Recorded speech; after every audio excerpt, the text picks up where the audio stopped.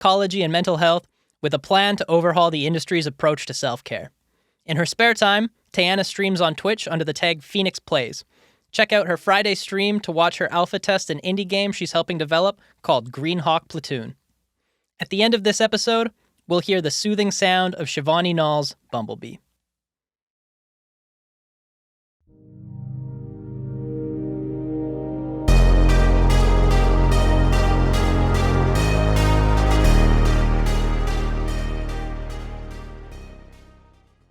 Welcome back to another episode of Creative Conversations. We are sitting here with Teyana. She has been an ALM in the film industry, and she also has recently delved into the world of streaming, trying to build a profile under the name PhoenixxPlays.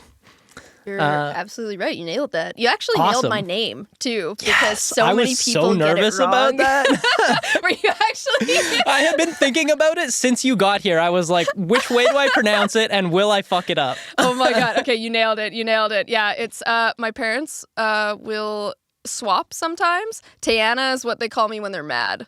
Other times they call me Tiana because nobody could remember Teyana when I was a kid, so I just nicknamed myself T. T and Tiana were easier to remember. I remember on set a lot of people called you T all the time. Yeah, now I'm Tay Tay. Tay-Tay. Yeah, Tay Tay go to 2, Tay Tay go to 5. You know what? Yeah, I remember hearing that, especially at the Steveston beach. Oh my God, I hated that place so much. Don't remind me. The time that we were filming there too, my car had been working fine until the week that we were supposed to go there, and then I started, like, it was making this absolutely obnoxious noise in the driver's side wheel well. Oh man. And like, that was like a 45 plus kilometer trip back and forth for me every day. So I was like, please don't be the day my car breaks down on the highway. Please don't be me. That site was such a nightmare.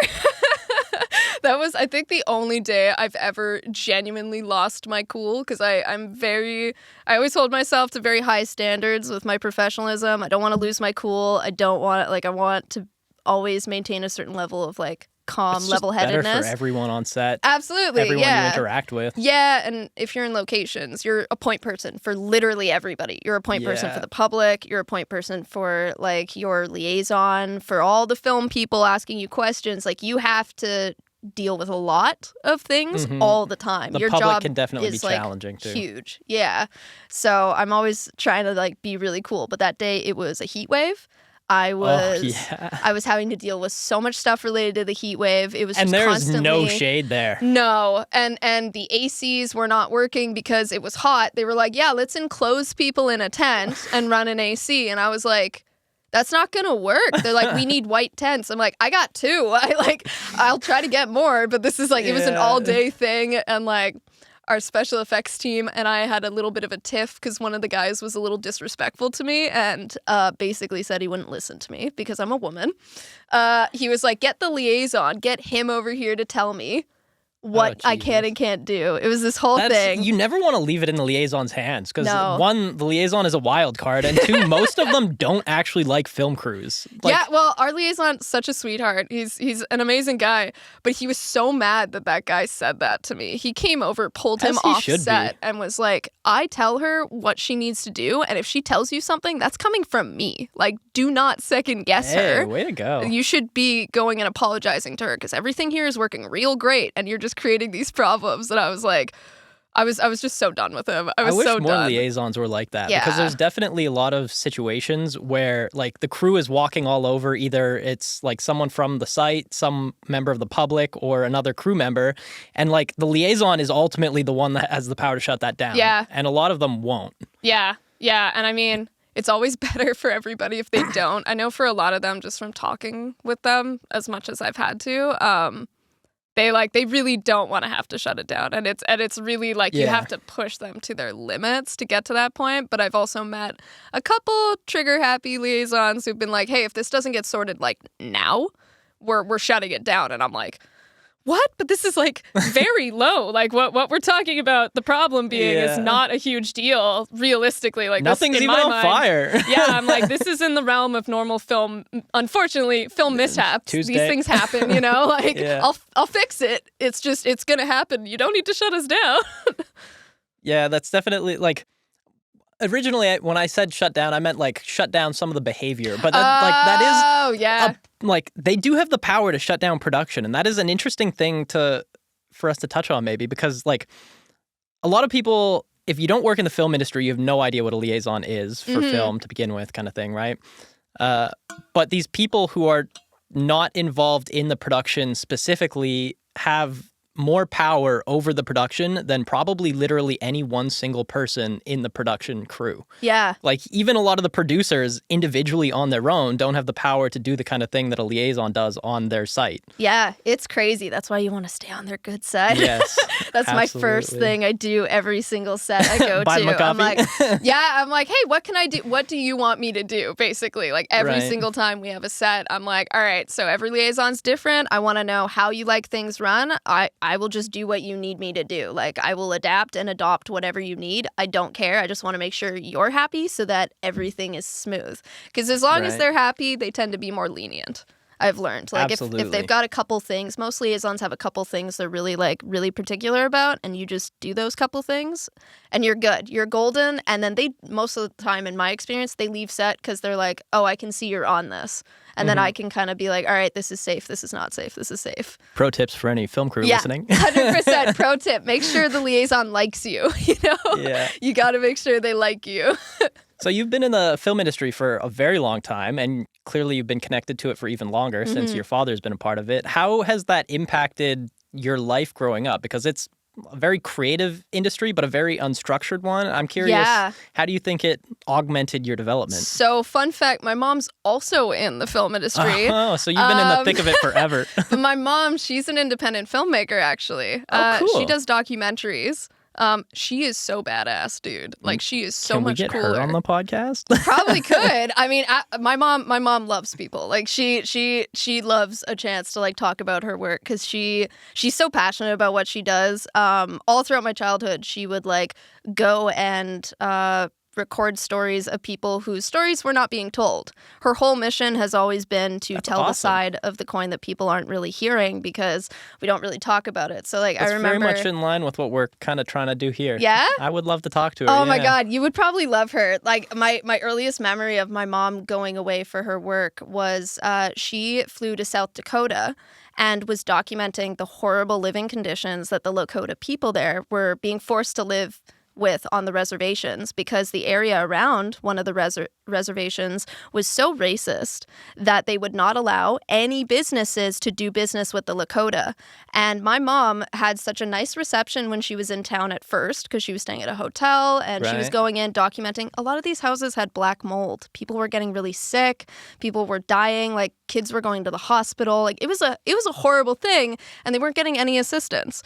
And that's something crazy. Yeah, right. And something that's wasn't commonly known is that the reservation, I think they're called the Black Hills, it sits on uranium deposits, and the government wants access to it, but they can't because of the reservation being native land. So I'm sure that's fun for them. Basically, any chance they got for sick people to leave and then be kicked off the land, they were basically trying to shrink the res. Right. And my mom was there to try to like bring awareness, get them support, whatever it was she could do. And I remember her telling me that after her first day, she went back to a diner in town. And she was eating and somebody was just chatting with her, just like friendly conversation. And she mentioned that she was documenting the Lakota's horrible living conditions. And then she got back to her hotel and all of her stuff had been packed. And she had a note saying she was no longer welcome there. This is not bags? Like the 80s. This isn't the 90s. This is like 2004. This is Holy shit. This is not that long. 20 years is, a minute ago, but not that long ago when you think about it. At least they didn't light her stuff on fire, I guess. No, right? And like she was taken in by a Lakota family and all they had to eat was corn because that was all they could farm. And they gave her everything they had. Like they were so nice. And they had a 16-year-old daughter who made me a dream catcher. And I still have that to this day. It sits above my bed. Still catching your dreams. Yeah, I've never not had that thing. So like my mom, she's so cool. She's so cool. I find that story very interesting and like so context for that thought. I at some point had been on I finished high school in Quesnel, northern BC, right? And they have a few reservation lands up there. Mm-hmm.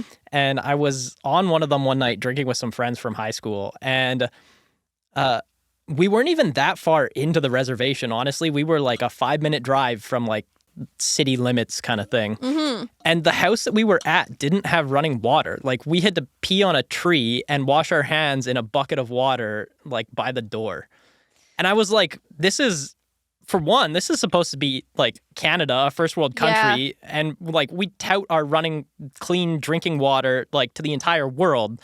And a house 5 minutes from city limits doesn't have running water? Like, what is this? There are so many reservations in Canada with boil water advisories. It is absolutely insane. Like, I'm not an expert on any of this stuff, but, like, I try to keep tabs on some of it because, like, my mom, I was raised with, like, a lot of, I guess, feelings of responsibility to try to like always do the right thing and try to like help people. If you have the ability to help someone, the thing has always been help them. If the actions of one person can help others, they should. And that's always been my mom's mission with her work because like her skill set is documentary work. She's really good at telling stories. She's really good at telling people's stories. So that's what she does. And she always does it like she's never made a lot of money from it. She's done well enough to live, but you know, it's not like a huge big business or anything. She's always done it just to archive the stories. And so, you know, I try to keep tabs on what's going on, especially because, you know, the Indigenous population in Canada,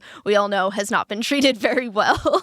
And Definitely not. I have friends who like are from different reservations, and like some of the stuff their families have gone through, it just like breaks my heart when I hear about it. And I've taken like Indigenous studies at school to try to like learn more from the Indigenous perspective as much as I can to like be a better help. And they have so much, like, there's old knowledge that they carry in their tribes that the Western world, Western societies have just, like, completely forsaken. Yeah. Like, basically, for the last 200 years, the Western world has said, if we can't prove it with science, we don't care, it's not real. Yeah. But, like, all of these communities that were, like, tribes or villages, ancient communities that go back anywhere from 200 years to 4,000 years ago, they had thousands of years of trial and error, empirical science. Like, it doesn't matter if it's only been recorded as science for the last 200 years. It was still trial and error, empirical science 100% before that. I know. And there's plenty of things. I mean, like, I'm a psych major, so there's plenty of things that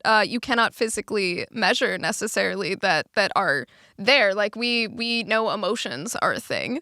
You can't really truly prove emotions exist. We have measuring tools to measure brain patterns. They're literally what drive every action of a human being. Thoughts and consciousness. This is like an endless debate in the academic community. Is consciousness real? Can you prove consciousness is real? Like, we like to think that, yeah, it's real. We're conscious. I like to think I'm conscious. You know, you feel self-conscious if you do something weird. You know, you say something weird to a cashier. You're like, oh, shit, I shouldn't have said that. You know? Like, almost every day. Yeah, right? Like, but like you can't empirically prove it. And so like I don't think, I think there's a weird gap with some of the science community when it comes to empirical testing because you can't prove everything. There's a lot of life that cannot necessarily be empirically measured. It can be measured in other ways. It's just not empirical measurement. And I think a lot of people, like, it can be a cause of great unhappiness for a lot of people to like, for example, Einstein, as much as he gave to the world, as brilliant as he was, and as many like theorems and laws that he could possibly put out and verify, it almost drove him crazy at the end that he couldn't unify his general relativity and quantum theories. Yeah. Like, something that at some point in his life had given him great joy and done remarkable things for the world, but like it was literally driving him mad at the end. I believe that. You know what? I read something about Einstein a while ago, and I told somebody about this yesterday, so it's funny you brought up Einstein. Apparently, at a certain point, because he was working with numbers that were so insane, like he couldn't do normal math anymore. I mean, I feel that going through engineering school. I can't do math with numbers. I have to do it with variables and then substitute numbers into a calculator or something. Yeah, like it makes so much sense. I know, like I don't do a lot of mathematics, but like with psychology, I remember when I first got into it, I was in high school and I had a teacher who was like, I think you'd be really good at psychology.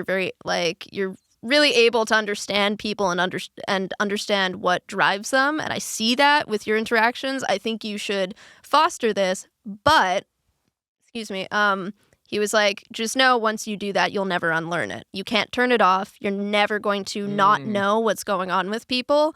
So, like, be prepared because it's a really big emotional load. And I was like, yeah, huge. sure, whatever, whatever, cool. So I started getting really into it. And within 2 years, I was like, oh, he was right. Yeah, it's hard to understand the context of what he means when he's saying that until you've started to cross over. Yeah, and then at that point, you're like, wow, yeah, he was right. You can't turn it off, and you can't go back to being in that state of unknowing. So, like, I could totally vibe with, like, the Einstein thing of, like, you can't do normal math. I can't just be, I can't look at someone and take most of their things at face value anymore. I always know there's something else happening in most cases, That's very analogous to the film industry, even. Oh my God, I had such a perfect parallel, and now I lost my train of thought.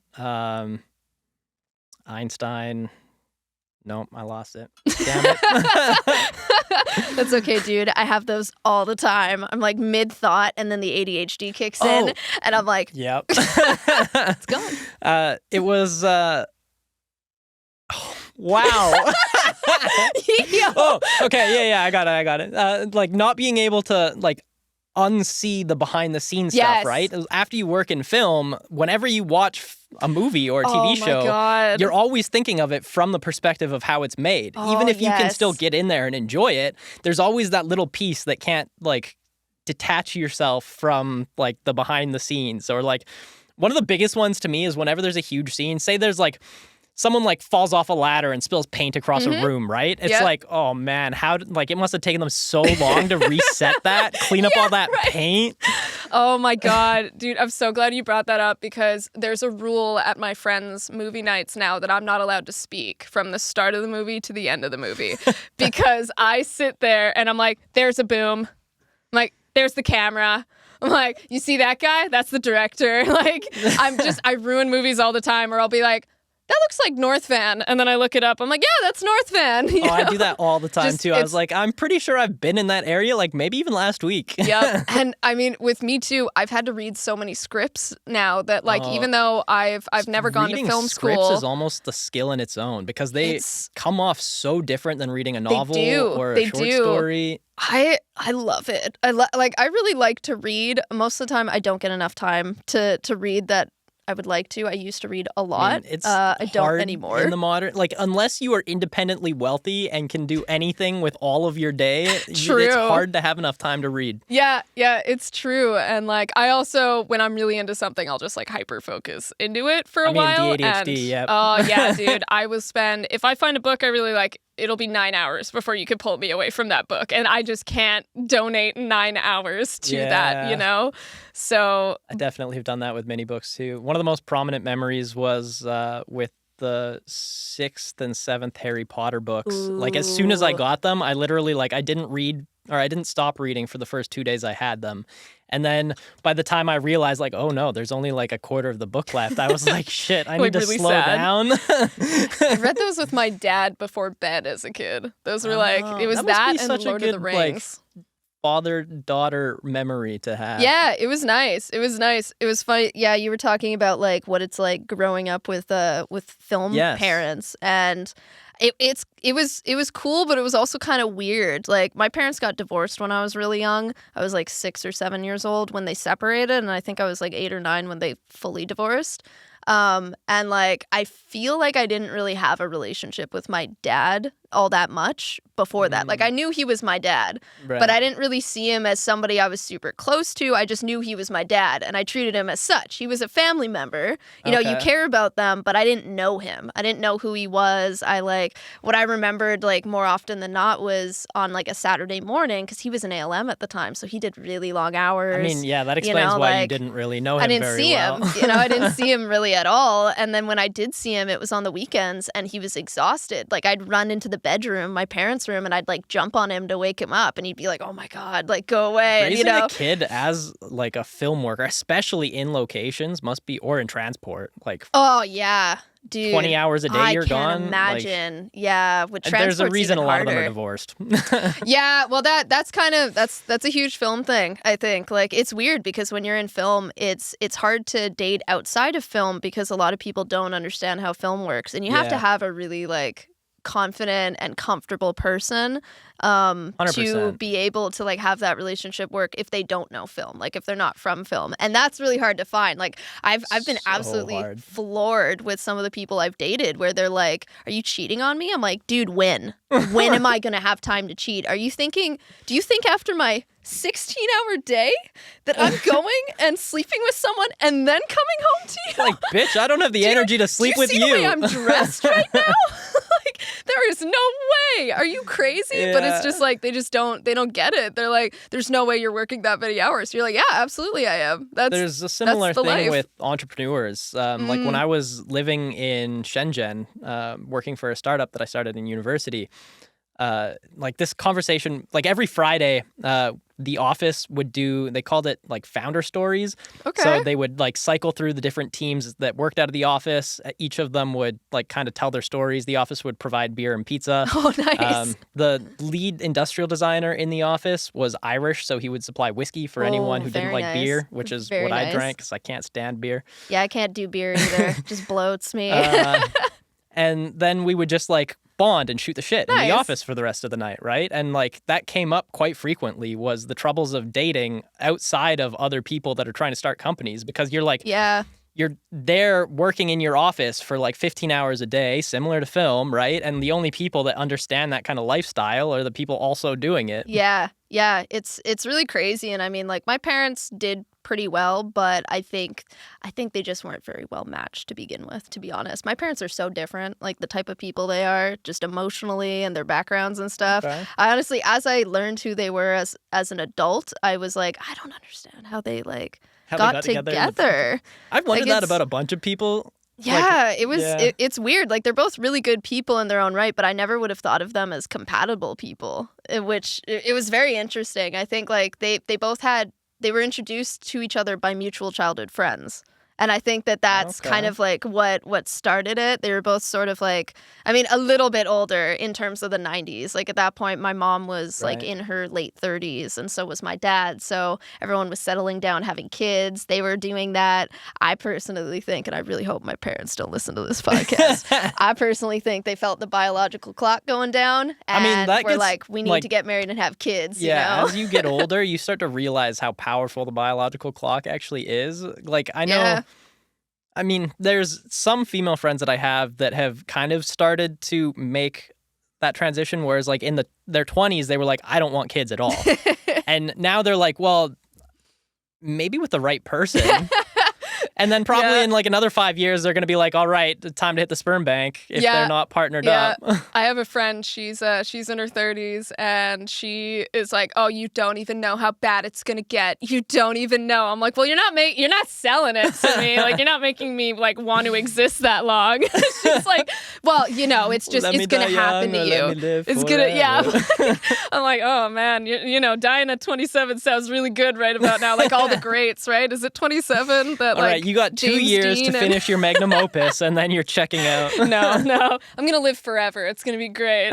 No, she tells me that like all the time. She's like, oh my god, it's such a problem. You're gonna hate it. I'm like, thanks. Like it kind of reminds me of the stories I hear of people who like have kids and their friends haven't had kids yet, and they're like, oh, it's so great, everything's awesome, like children are the best, and then they have the children, like the friends have kids, and they're like, welcome to hell. Like I've heard that sentiment so much. I'm like, dude.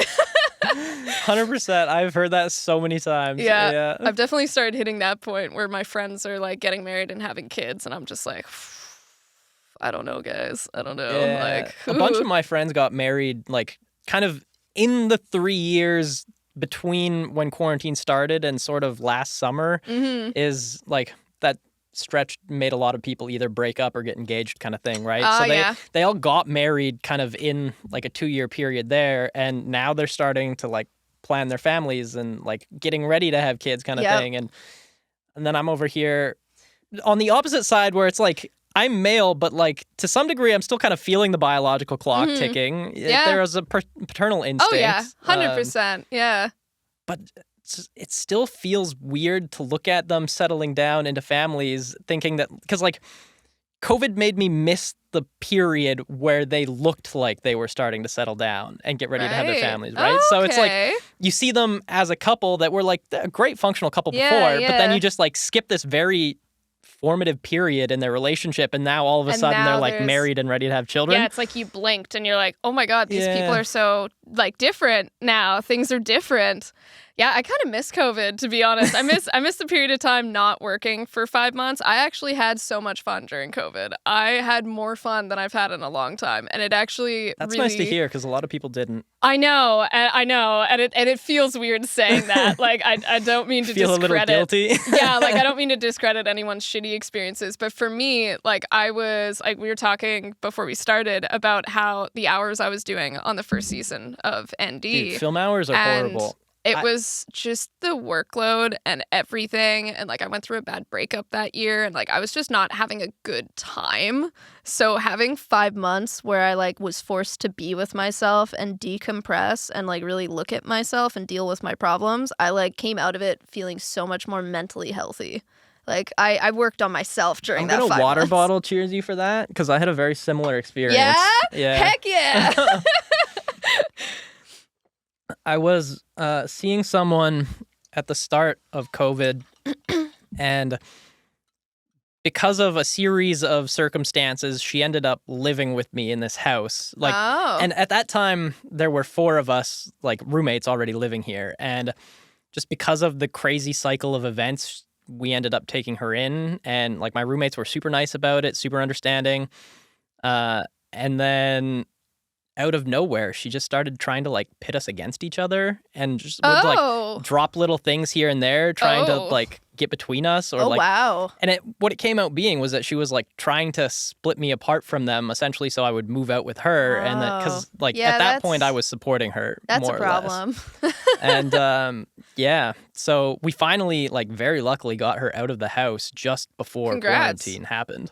Jesus. Like 2 weeks before lockdown. Yeah, that would have been really hard once lockdown hit. Oh my God. Probably not all 4 people that lived in this house would have survived if she had stayed here. I mean, likely we would have just moved out or split ways sooner. But yeah, she put me in the worst kind of mental place. But having that like 5-6 months to really like pick my brain apart and put it back together properly. Yeah, I went through so many breakthroughs of just things that like I don't think I excuse me, ever really had the time to deal with just from working in film. Like film is a really good industry. It gives you like a lot of opportunity and skills. You learn a lot. There's a lot of really cool people in film, and I've been really fortunate to have always worked with some really like professional teams.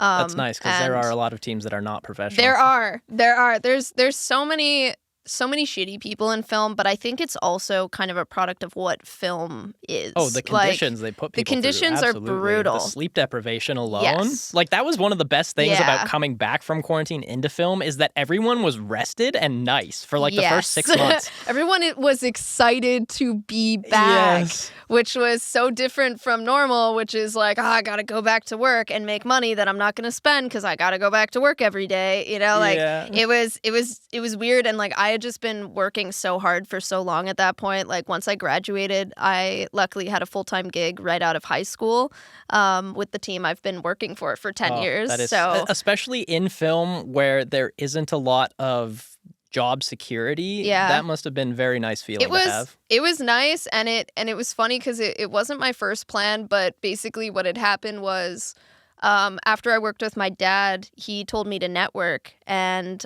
so I did. Every set I went to, I like made contact with the PAs, and like anytime my dad had PAs, I just like got their numbers so I could keep in contact with them, and that got me eventually in touch with Bob McQuarrie, rest in peace. He passed away a few years ago from lung cancer. He was my mentor all throughout high school. He saw, at first he was kind of like, she's a high school kid, I don't know. So he brought me out. He was nice. He like asked me what I knew. I told him what my dad had taught me. He put me in some spots, and then he realized like I was eager to be there. Like I enjoyed it a lot. So he kind of took me under his wing. He's like, listen, I know you're going back to school. You should finish your education. But if you ever want work, call me, text me, tell me when you want to work. I'll put you on our clock, like immediately. I was like, okay. So I would text him and go, hey, I don't have anything happening on Friday. I can ditch school. and he would put me on the clock. And he was such a sweetheart. He would like pick me up because he knew I couldn't drive at that point because I was 15. You know, I didn't have a license. So he would pick me up, or he would like meet me halfway. And at the end of the night, he would make sure I got home because he was like, I don't want you taking the bus like by yourself this late. Especially if it's a late shift. Yeah, like you could be midnight on your way home. Yeah, he was such a sweetheart, such a sweetheart. So like he was really like my shining star in film, and I worked with him, and then I eventually met like the rest of the team that I worked with. And towards the end of high school, I think it was like my March break, because I'd work all throughout my summer and March breaks, and then I would take days off here and there. But yeah, at the end of my March break, I was approached by one of our other ALMs, Kelly, who you might have met. I don't know if I actually did meet McKeegan. Kelly. No, you might not have. No, I know Bob. He was actually one of my first. Oh, well, yeah. I mean, Nancy Drew season 1 was tied for my first show with Motherland season 1. Oh, wow. Okay. Dude, I didn't Yeah. know you were so fresh to film then. Dude, that's crazy. I thought you had like a longer history in film than that. That's super insane. Yeah, I worked for about 8 months, and then quarantine shut us down. And like I when I got into it, Oh. I got so I had finished with the company that I was in Shenzhen and then San Francisco for, and like because of the shit that went down, like I got fired from my company, and then immediately after that, or in the same like week period, I found out that my grandpa had cancer and was dying. Oh, no. And so I just had like a shitty 6 months. Yeah. Yeah, that's pretty brutal. And then I finally like got tired of beating myself up and sitting on the couch and doing nothing and just walking around Port Moody, and I was planning on looking for my next engineering job. And just like to fill time, I told my friend to put out my number and see if anyone in film would call me back. Nice. And I didn't hear anything for a week and a half. And then on the same day, I got 2 texts from 2 different shows asking me if I wanted to work the next Amazing. week. And then like from that first, I think it was a Monday shoot day on Motherland, and then I worked like Nancy Drew on Tuesday. I worked all 7 days that week, and then I ended up working like all 7 days for the next month. Okay. Because I just like felt bad about saying no because it was 2 different shows. Oh, no. And I was like, if I say no, they're never going to call me back. That is a common film thing. I've heard Yeah. that a lot, and I mean, I've had very limited experience with that personally because I've had to say no a few times. But like man, it always makes me feel so sad for folks that are getting into film where they're like, I have to bust then my they burn own themselves ass out so quick. hard in order to make it. And like I feel like in the long run, the film industry has to change and absolutely. be more The sleep conducive to deprivation alone is not sustainable. Yeah, so I mean, I'm going to school right now for psychology whenever I can. Like I go at least one semester a year, and the thing that I want to do when I finish my education, I'm trying to get a master's at least, ideally a PhD, but it's all about time and money, you know. I mean, PhD is another like 6 years on top of your master's for a lot of people. Yeah, and I'm 25. You know, I don't want to be adding. Like, I'm really adamant. I don't want to go through student debt. So if I wanted to, As someone carrying a bunch of student debt from engineering school, it's not fun. Yeah, well, that's kind of it. I don't want to be like restarting my life in my like mid to late 30s. I want to be like, if I'm finishing school, great, and then moving on to other things, great. But I don't want to be then carrying that load that late.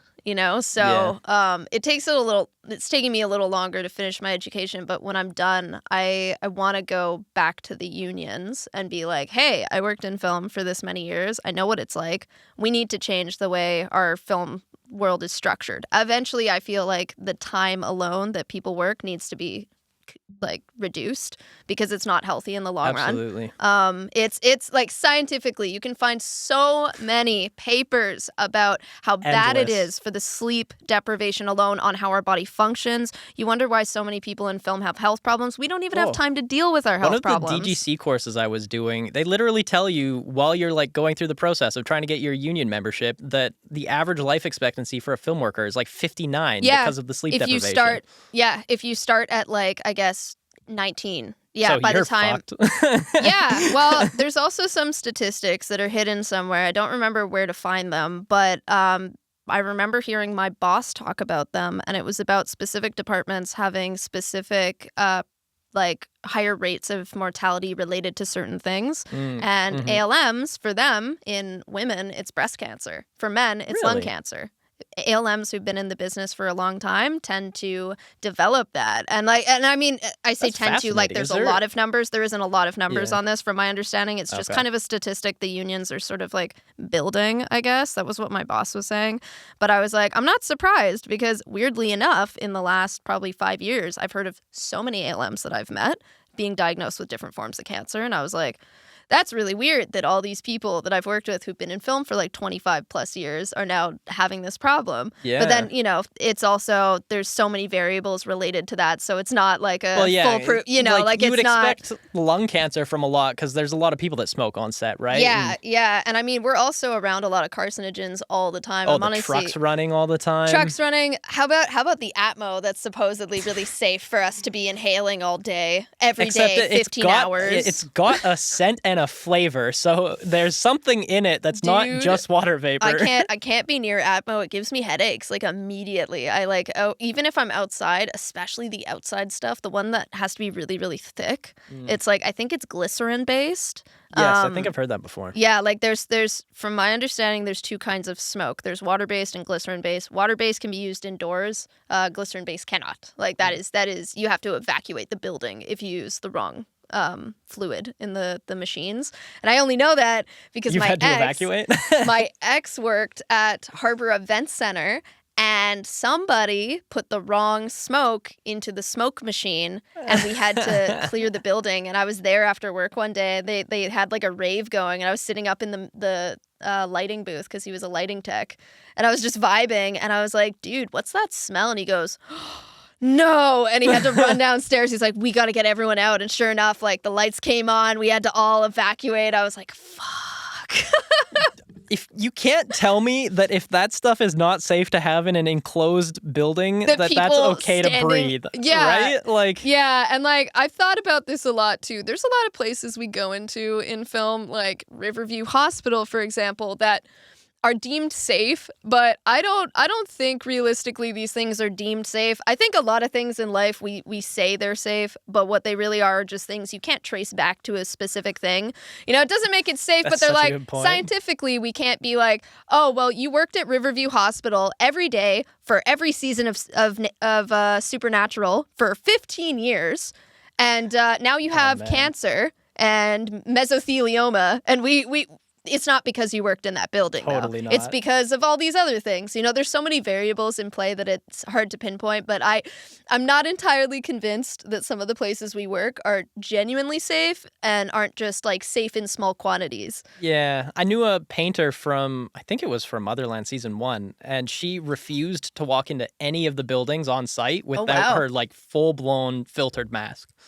And I'm not just talking, like, COVID wear this mask to not spread germs mask. I'm talking about like proper full, 3M like filtration mask. Yeah, I don't know if I would go. I mean, like I say that I'm not entirely convinced, but I don't do anything to like protect myself. I feel like it's a little weird to speak in absolutes. You know, like a Sith Lord. I don't think it's smart to be like, oh yeah, for sure this is always safe. Like I don't think anything's ever 100%. I mean, and that's like kind of pulling it back to Einstein. That's a fundamental thing in physics too. Is like, anything that we call a law of physics isn't actually a law of physics because we can't prove that there is not one instance somewhere in some regard where that law breaks. Yeah. So technically it's not a law. It's a theory or a like rule of thumb, I guess.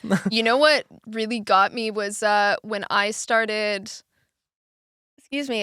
learning statistics for psychology. You have to take statistics. Man. And once I understood... Well, I failed stats twice. I passed it on the third time. I did so well in stats. It was like at least at my school, I don't know if my school... You took engineering, so I'm sure engineering. And I played video games is in most of it. So crazy. like I failed... We had to take the stats class that was like Macam stats. And I failed that twice, mostly because I was playing League of Legends in class. That'll do it. Yeah. My kryptonite was ARC. All of COVID, 16 hours a day for like a month. It was bad. Still had to put in those full film shifts. I had to cut it off. But yeah, like I don't know, with stats, once people understand what stats are, like they're benchmarks. It's not it's not to be treated like a fact. Like, it is factual information, but it's not, there's no context to it. So you could take any group of people and then be like, all right, well, how often do these people eat meat, and build a statistic from that, but you can't necessarily apply that number to the rest of the population. But people use stats as facts all the time. All the time. And once I understood how stats work and how you get those numbers, I was like, oh my God, dude, like, you can't use these as facts, man. It's a benchmark. It's like an estimate. Yeah. But, like, I don't know. I feel like people don't really get that. There's an interesting, like, one of the, I don't really know if I should call it a correlation, but like a similarity between, like, current artificial intelligence algorithms. And because, like, lots of people say they can't be conscious because they are just probabilities, right? It's just stats. They're random number generators that are producing a probability of an event happening. But, like, let's step back and think about how people make decisions or react, or how you choose the next word in your sentence. It is the exact same process. You, based on experiences that you have had in your life, are predicting the most likely word for you to say in your next sentence. Or, like, essentially, like, based on the context of what you were trying to put out and the context of what someone else has put in as input, you're just stringing together words in much the same way that these algorithms do. It's a good point. I don't think I've ever thought about it like that. But yeah, that makes sense. Like, I was for a while one of those people who was kind of like, I don't know, Matt. Like, because I was seeing so much fear-mongering about AI. And I was like, so much. Guys, like, it doesn't work like that. Like, I took one coding course for my university because I wanted to understand a little bit. I was like, this seems like a helpful Everyone thing. should take a little bit of exposure to it at least. Yeah, and I had a lot of fun with it, but I remember, like, building programs and being like, yeah, guys, like, it's not sitting there thinking and going, because the video that I saw that everyone was worried about was this robot like killing itself after doing menial tasks for like 10 minutes. And I'm like, dude, the code probably stopped repeating or something. Like, it probably just, the iterances didn't continue. I don't really know how to explain it, but I was like, I don't think the robot was like, oh man, being an Amazon worker is really hard, and then stopped. So, like, but for a while, like, I was one of those people who was like, yeah, like, it's not that deep, guys. It's not that deep. It doesn't have to be that deep. It's just code. It's just code. But, like, the way you just explained it, yeah, like, we operate much in the same way. We're just very fast computers. We're the fastest computer that exists. Like, so many more, like,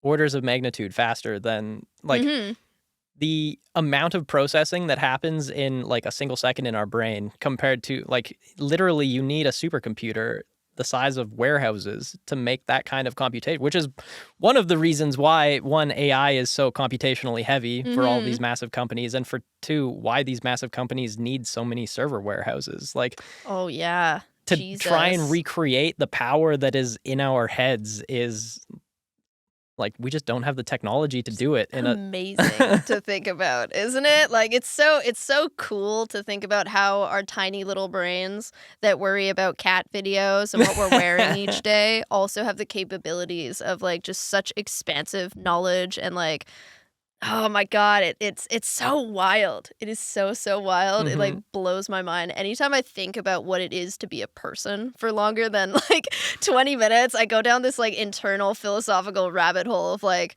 Jesus, we're a brain with, like, a brain stem and a nervous system. And then everything else is just the vessel we carry it with. But all of who we are is, like, inside of our head. Everything we think of ourselves, how we view other people, all of this stuff is all superficial. It doesn't last. But that thing is, like, I don't know, it's, like, eternal in a different kind of way. You can even take that argument a step further and say that, like, because everything we perceive is inside our head, our perception of reality exists only inside our head. True. Absolutely. Oh, I 100% believe that. Yeah, it's like it's like when you look in the mirror, you don't see the same version of yourself that other people see, because when you look in the mirror, most people, pretty much everyone, sees features on themselves as a little bit more skewed than they are. They might be like, oh, I don't like my nose, I don't like my lips, or, like, maybe my face is more round than it is. And other people see you, like, as you physically are, so they don't necessarily recognize those same things. And there's a theory that if you met your identical twin, like somebody doppelganger, identical. You wouldn't recognize them because you don't see yourself the way you actually are. That's fascinating. I love that. And I've seen this in action, as much as we don't like the app, on TikTok, because there is a filter, and what it does is it kind of like, it does this flip thing with the image. So instead of looking at the right side, if you film it with your right side, your video or photo, it flips it so it becomes your left side.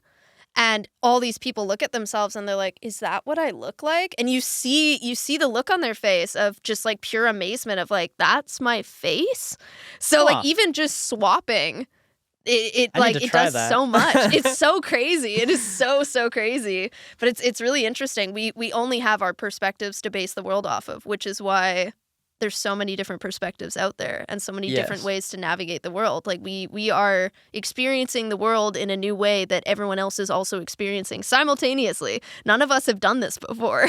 We're all doing this. And like every single person's experience is completely unique to that person. And no one else can ever share in that exact same perspective. 100%. And it's depending on how you look at it, I'm a very like optimistic person, so I don't look at it as a negative, but it really does. I think that's a beautiful thing. Well, it hammers in the idea that you are really truly alone. You are the only person that will ever understand you truly. Like other people can understand you very well, but you are the only person living your individual life. You're the only person accessing your thoughts and understanding your version of the world that exists out there.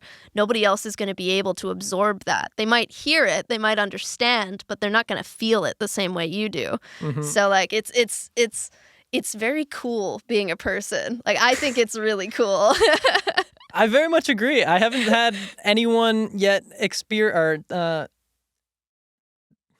talk about how much they enjoy being a person in that regard. I wish I had a better way of saying that because I feel like I botched it. But it very much, yes, it is an incredibly unique experience, which I mean, to say that seems kind of weird because it does. It's meta. It's meta. We're cracking the code.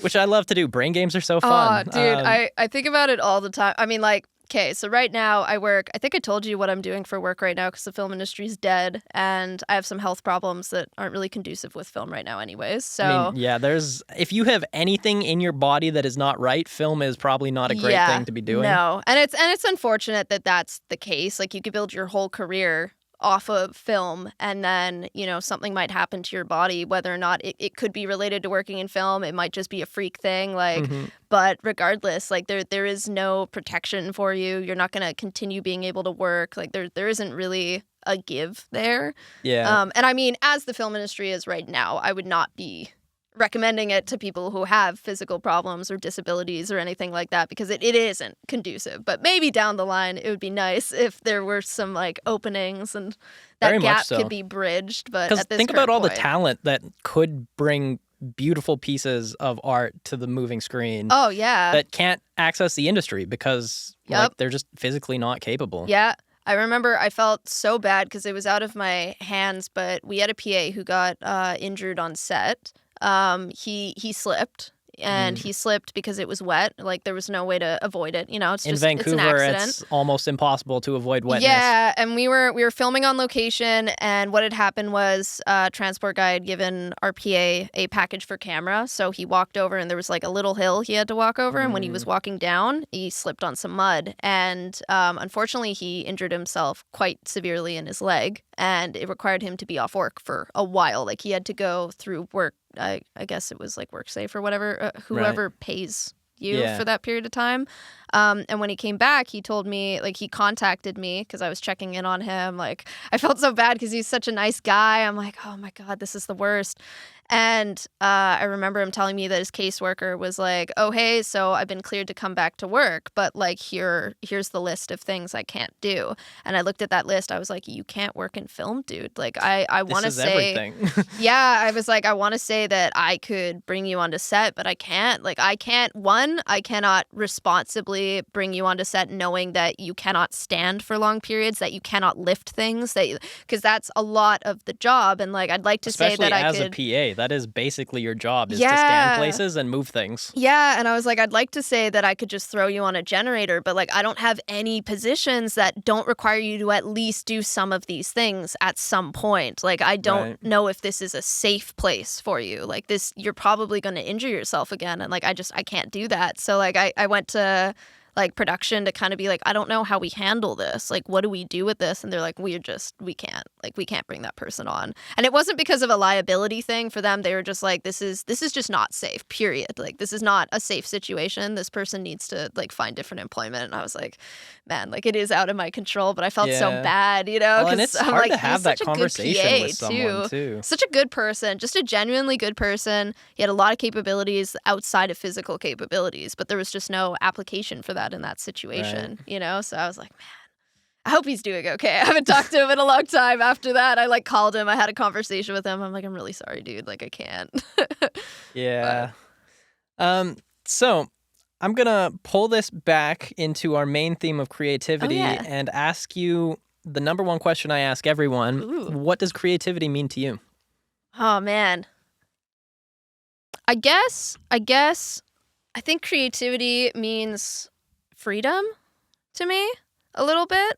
Okay. Creative freedom. Yeah. All right. Yeah. The first thing I ever saw walking onto any kind of set, the first, like when I stepped out of my dad's van on my first day ever as a PA, I saw a 5-foot-tall Asian guy with dreads down to his ankles, tattoos all over. And I was like, if this industry allows that, I am here. Like, I was so there for it. I'm like, look at that guy. He looks so cool. Like, I want to be that guy. I want to be that guy's friend, you know? Like, I was like, I've never seen anything like that. And then I just kept meeting characters, and I realized just how characters is a great word for it. I realized just how many creative people were in film just from being around there, and had the freedom of creativity in that way to like express themselves that way, you know, because there's a lot of jobs out there that won't. That's definitely a pro of film. Like you can have dyed hair, you can have tattoos. I have a job stopper. It is more rare for a film crew to not have tattoos, right? I don't know if I actually like. I might be one of the only people on most of the shows that I've worked that doesn't have a tattoo. Oh, dude, I knew I wanted tattoos from the age of 6. So, like, I used to draw them all the time. I would get Sharpies and tattoo my arms with them. Like, I was so into the rock and roll thing when I was really young. And so, like, but my parents were always like, no, that's self-mutilation. That's all this stuff. So I came onto a film set and I was like, oh my God, that girl has pink hair. You can do that and still have a job? Yo, because I'd always been told you can't do that. You know, you'll never get a job with tattoos. You'll never get this. You'll never get that. And suddenly, turns out it makes you perfect for film. Right? It's like, basically your resume. Oh my God. Yeah. And there's just so much versatility with film too. Like I've learned a lot of skills in film from just like being around it and like being around really creative people, getting to see how they process things and like how they deal with problems or like create creative solutions. I know with locations, a lot of people don't realize that there is a lot of creativity involved in it. You don't necessarily see it on like the PA level, but when you get into the office and you're having to TAL and like ALM and LM, like you're sitting there with the script before anyone else knows where you're filming. And you're going, okay, the art director wants this. Now we have to try to find that. And if we can't find that, we need to make it. How are we going to make it? And if we can't make it, then we have to sell something better. So you have to sit there and be like, okay, well, they said that they want a building style that does not exist in Vancouver. How are we going to convince them that this is the better way to go? And you start looking at locations. And Probably involves a building on Riverview somewhere. Probably, yeah, you know. And there's situations where they're like, yeah, we want a building from the 1800s. And we're like, we would love to give that to you. That does not exist here. What else is on your Christmas list? Yeah, we're like, but here's this nice house that we can dress this way. And we've talked to art and they could do it this way, you know. So like there's aspects to the locations team that I've been a part of, at least, that's like really, really creative. And that was really eye-opening once I got up to the office and I got to see that. I really enjoyed seeing kind of the way people put together an idea in their mind. Like there have been cases where my boss read the script and went, I don't think this is a mid-century modern house. And she like went to the producer and was like, I read this. Does this read as a mid-century modern? And then the producer's like, no, it doesn't. What do you think? And then they change it. Like it's so crazy. So That's cool. Yeah. Yeah, I don't know. It's funny. It's not until I was experiencing like the job loss from COVID that I really started getting more creative again. And then since I've started going to school, I have really, really dove into like creative projects. And this year, especially because I've been sick, so I wasn't able to work for a while. And I was like, I need hobbies. And I started painting pots and I started streaming, which has always it's been a lot of fun. It was never anything I thought I would do or like sit in front of cameras. I've always been like kind of afraid. Tell me about it. One of the reasons why I'm kind of doing this is to get more comfortable, not just like being on camera, but being me in a way that other people see. Yeah. Because there's authentic. Yeah, there's something to that where like it's easy to be you when no one is paying attention. It's harder to be you when you're putting yourself out there for everyone to look at. Yeah, and it's weird. Do you ever get nervous? Do you ever get those like the butterflies at the beginning? I think the most nervous I get is when the guest first gets here before we sit down and start talking. Once we actually close the door with a black curtain and I can forget outside. Yeah, because the part that I love the most about this kind of thing is just like the engaged one-on-one back and forth. I have a much harder time getting to know people in group settings. I excel in one-on-one situations. Well, that's good. So as soon as I can tune out the rest of the world, it kind of makes good. The nerves go away a little bit. Okay. That's handy. I still get a little nervous sometimes when I like flick on the camera for streaming. I mean, streaming feels different because like as soon as you turn that camera on, people are watching you live, which that's not the case for this. We go to post, there's editing. Yeah. It's cool. Like I'm really big on self-improvement and as you should be, me too. Anything that makes me uncomfortable, I rush head first into. Because I want to like always be building myself to get better at something, and I think the best way to do that is to get through your discomfort of doing something. Absolutely. So if there's opportunities for me to do something that I maybe wouldn't have before, like being in front of a camera or doing this, like I can't even tell you how anxious I was all day today. But like now that I'm here, it's fine. But like, yeah, I always try to push myself and like. But I still get it. I still get a little nervous sometimes, like before streams. Like this last weekend, I just finished it last night, actually. I did my first ever like stream event. It was a Halloween weekend stream. And costumes for 5 days, right? It gave me a really good excuse to get back into an old passion of mine, which was cosplay. And like I did that back when I was 15 before film, and then I worked. You started film and lost all hobbies because you've been working for the last 10 years. Yeah, it's true. So I was like, man, I should rediscover this. This is a great excuse. Halloween's the only holiday I actually give a shit about. So I was like, I'm gonna just go really hard. So I did 5 costumes over 5 different days, and like day 1. That's a lot. Making costumes is a lot of work. It took a month. It took a month. Holy shit. I started in mid-September gathering all of my stuff. I started my plan. I like had the plan in August. By September 1st, I had the dates lined up. And then by mid-September, I was like, okay, I need this for this costume, this for this costume. And I started going down my checklist. So you basically followed Costco's Halloween setup. Like, you start in August. Yeah, pretty much. Yeah. Oh, my God. Yeah, it was a lot of work.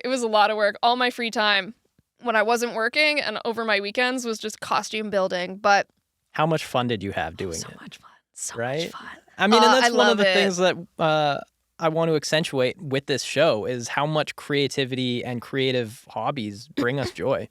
Oh, yeah. I think it's therapeutic beyond anything else. Like, I think everybody should have some kind of art thing that they like to do, whether it's music or... To be human is to be artist. Yeah, I think it's an expression of like the self more than anything else. Even just, if you're sitting down and doodling. Doodles don't have to be good, but it provides something. It provides Turns out if you doodle for 10,000 hours, eventually they will be good. Yeah, right? If you just keep doing something, hacking away at it, it's going to get better. Like there literally is no downside to just trying something and then seeing if you like it.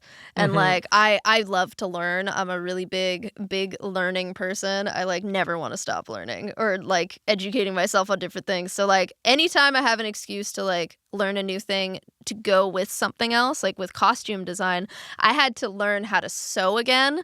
I had to learn how to sew very specifically. I made myself a skirt, dude. My brain, it's not great, because I bought a Your costumes look curtain. good. Oh, thank you. I bought a cheap curtain from the thrift store to make it, but I was looking for a specific look that would look good on camera. That's a skill and talent in and of itself. Like you bought a cheap curtain and turned it into legitimate cosplay. Yeah. I never would have guessed it was a cheap curtain. I'm proud. I'm proud of it. It looks better on camera. It was definitely one of those things where I was like, if I did this again, I would probably do it better. But this was like, if it looks good on camera, that's all I need. I'm not wearing this skirt out in public. It's a costume, It's got like craft foam all around. Like I made a craft foam belt that kind of loosely resembles something from Zelda. Like, okay. Would you wear cosplay at something like Fan Expo? I would love to. I went to Fan Expo 10 years ago. Like literally, so as everything I got... was just before film. Your life stopped for 10 years for film. It really did. All my hobbies just gone. All the free time I've had for 10 years has gone to my friends and my family. And then if I had boyfriends, like that was where my time went. I mean, it's amazing you even have time for those three because like usually you have time for friends or family or boyfriend. Yeah, it was a lot. Like, and I mean, I had the benefit of getting into film really young. So I had all of that young gusto. But now I'm 25 and it's starting to slow down. Your superhuman factor is going away a little bit. I would stay up until like 3 a.m. drinking, totally fine, not even drunk. And then I would go home, sleep for like 4 hours, get up, go for a hike, go hang out with my other friends, do it all over again, get up on Sunday, do my house chores, and then I was okay on Monday. No way could I do that. Even 3 years ago. No. Dude, no. Yeah, 3 years ago. First season of Nancy Drew. Every weekend, I would get up at 5 a.m. I would find a hike somewhere. I would go hiking solo. And all I would power myself through that was a tall boy Red Bull and a Charleston chew. That I made it to the top Breakfast of mountains, of champions. dude. Yeah, I made it to the top of mountains on a Red Bull and a Charleston chew. And I think about that now, and all I think of is the acid reflux that would cause. Yeah, your poor digestive system. I'm like, oh my God, dude, how did I do that? I did that for like 6 months. There's definitely one of my less proud moments was in university. When I was obsessed with League of Legends, I was trying to get to gold, and I decided to take a week off after midterms before finals to try and marathon to gold. Ooh. And I bought a flat of Red Bull from Costco, and I didn't leave the house for a week. And at the end of this week, I ended up 1 rank lower than where I started. No. So not only did I completely waste a week of school, I learned nothing. I was shit at the game. Yeah. Oh God. It just gave me the sleep worst. deprivation and probably way more energy drinks than anyone should drink in a week. Yeah, I've had to put like I have like a system to avoid games like that because if I let myself get really into games like that, I would just go full tilt. That's actually something interesting I want to touch on since you are a streamer. So like, what do you like? How do you pick your games, or what determines if a game is like that and you want to avoid it? Or like, do you give it like, all right, I'll give it 5 hours. Oh, I enjoyed that 5 hours way too much. I can't give it anymore. I guess I definitely have the benefit of playing video games for a very long time, so I kind of have like a little bit of already a setup of what I know I can and can't touch too much of. There's some games that I used to play that I just don't really, or I wouldn't really want to stream because I don't think the communities are a good fit for me per se.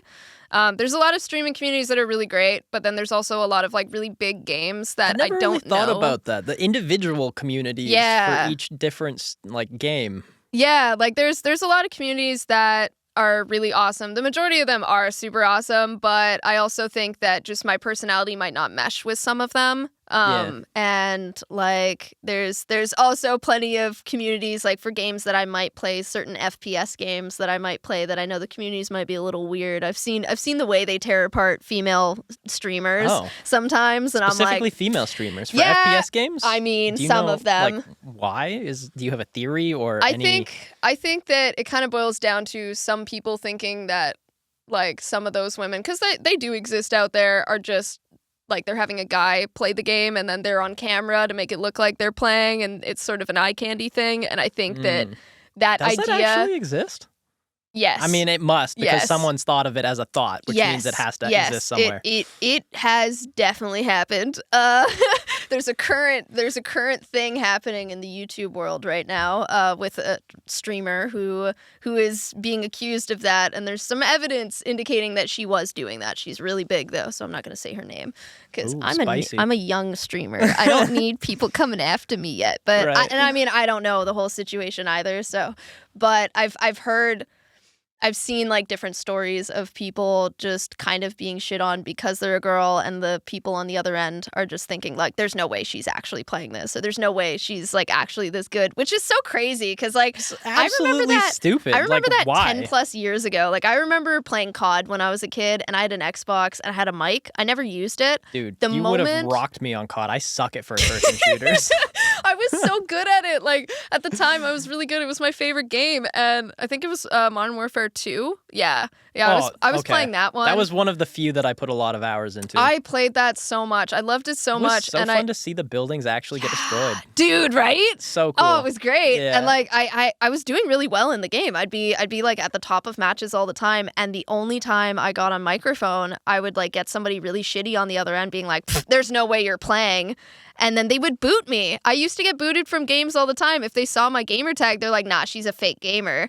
And so there were these other dudes who would invite me instead, and they'd be like, "You're great, just come and play with us." And I'm like, "Yeah, but like what is that argument even trying to get at? You're a fake gamer, but like if you were a dude being a dude that good, it's okay for you to kick their asses." That was it, right? I was like, "What? I don't understand, man. I'm 12. You think I have a guy playing a game for me? I'm in my bedroom. Like I don't understand. Like I'm just a kid. Why you got to be a dick?" But I know there's situations like that where I'm like, I don't really know if I want to be dealing with like communities that might behave that way, especially live, because I there's don't know. There's no reason to put that extra stress in your life. Yeah, and it's also I don't know how I would necessarily react in that moment, because there's certain things like that would just like really irritate me.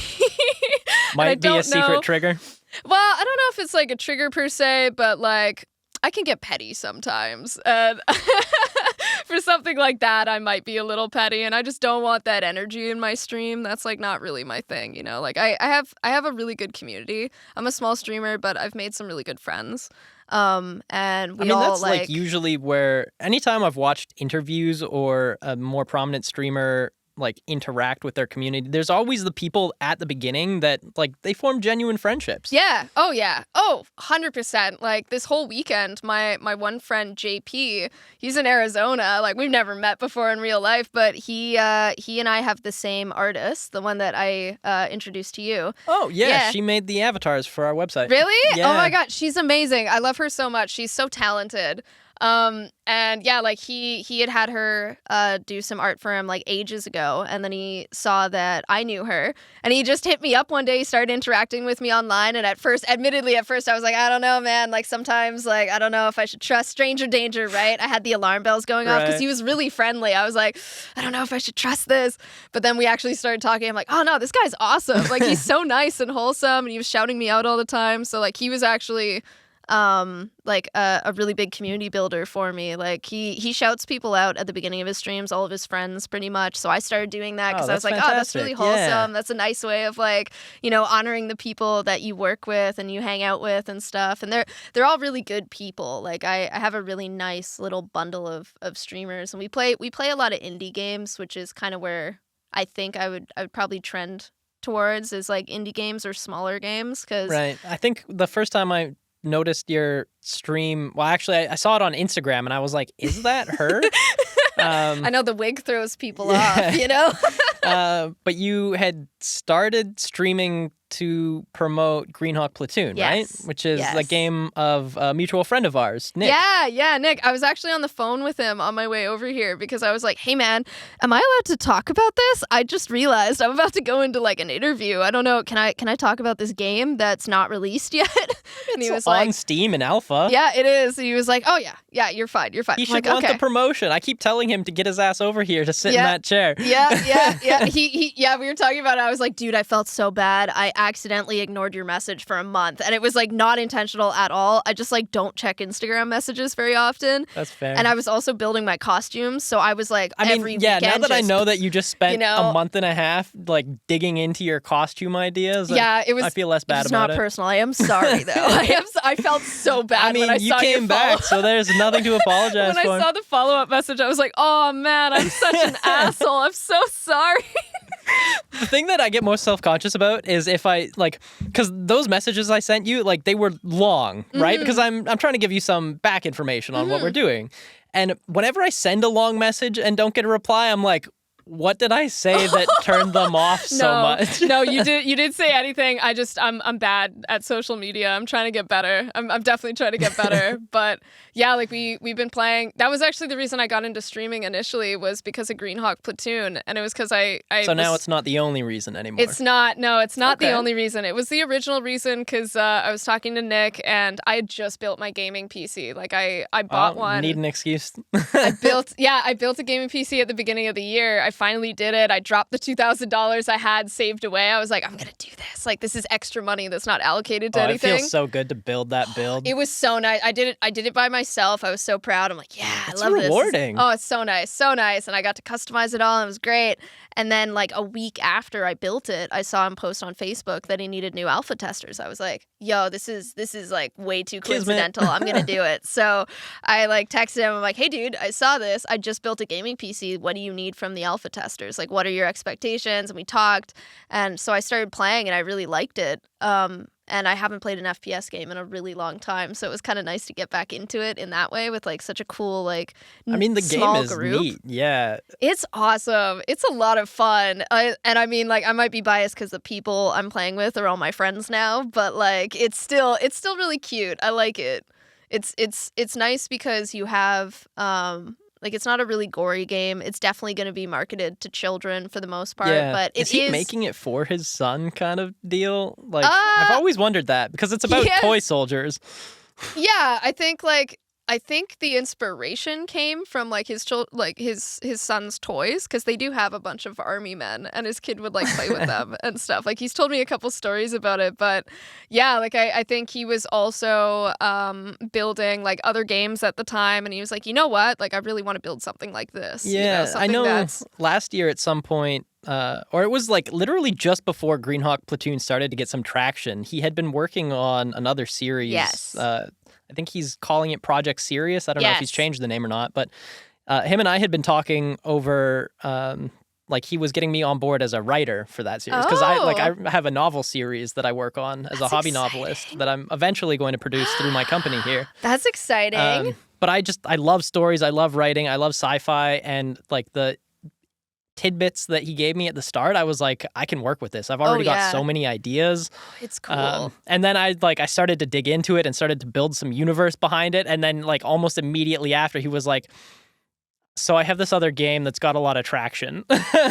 Yeah, he's had to put Sirius on the back burner, and like I've gotten some tidbits because I'm in the inner circle now of the knowledge, and like I've gotten some little tidbits of demos for it, and there's a whole revamp being done for it. But it's on the back burner because Green Hawk Platoon comes first right now. Like they're pushing for beta pretty soon, which is very exciting because super exciting, especially because like I know something that him and I have talked about, which is like a insecurity that a lot of people with ADHD might have, is the ability to finish a project. Oh yeah, dude. Okay, so something that both he and I like figured out pretty fast. It was fun actually. Because when I started streaming, I wasn't working at the time, and I just finished my current semester of uni, which I finished in April. So I had a couple months there where I wasn't working, and I was just working on content, and I was trying to like put out YouTube videos every week and stuff. We would get on the phone and like give each other updates about what we were doing.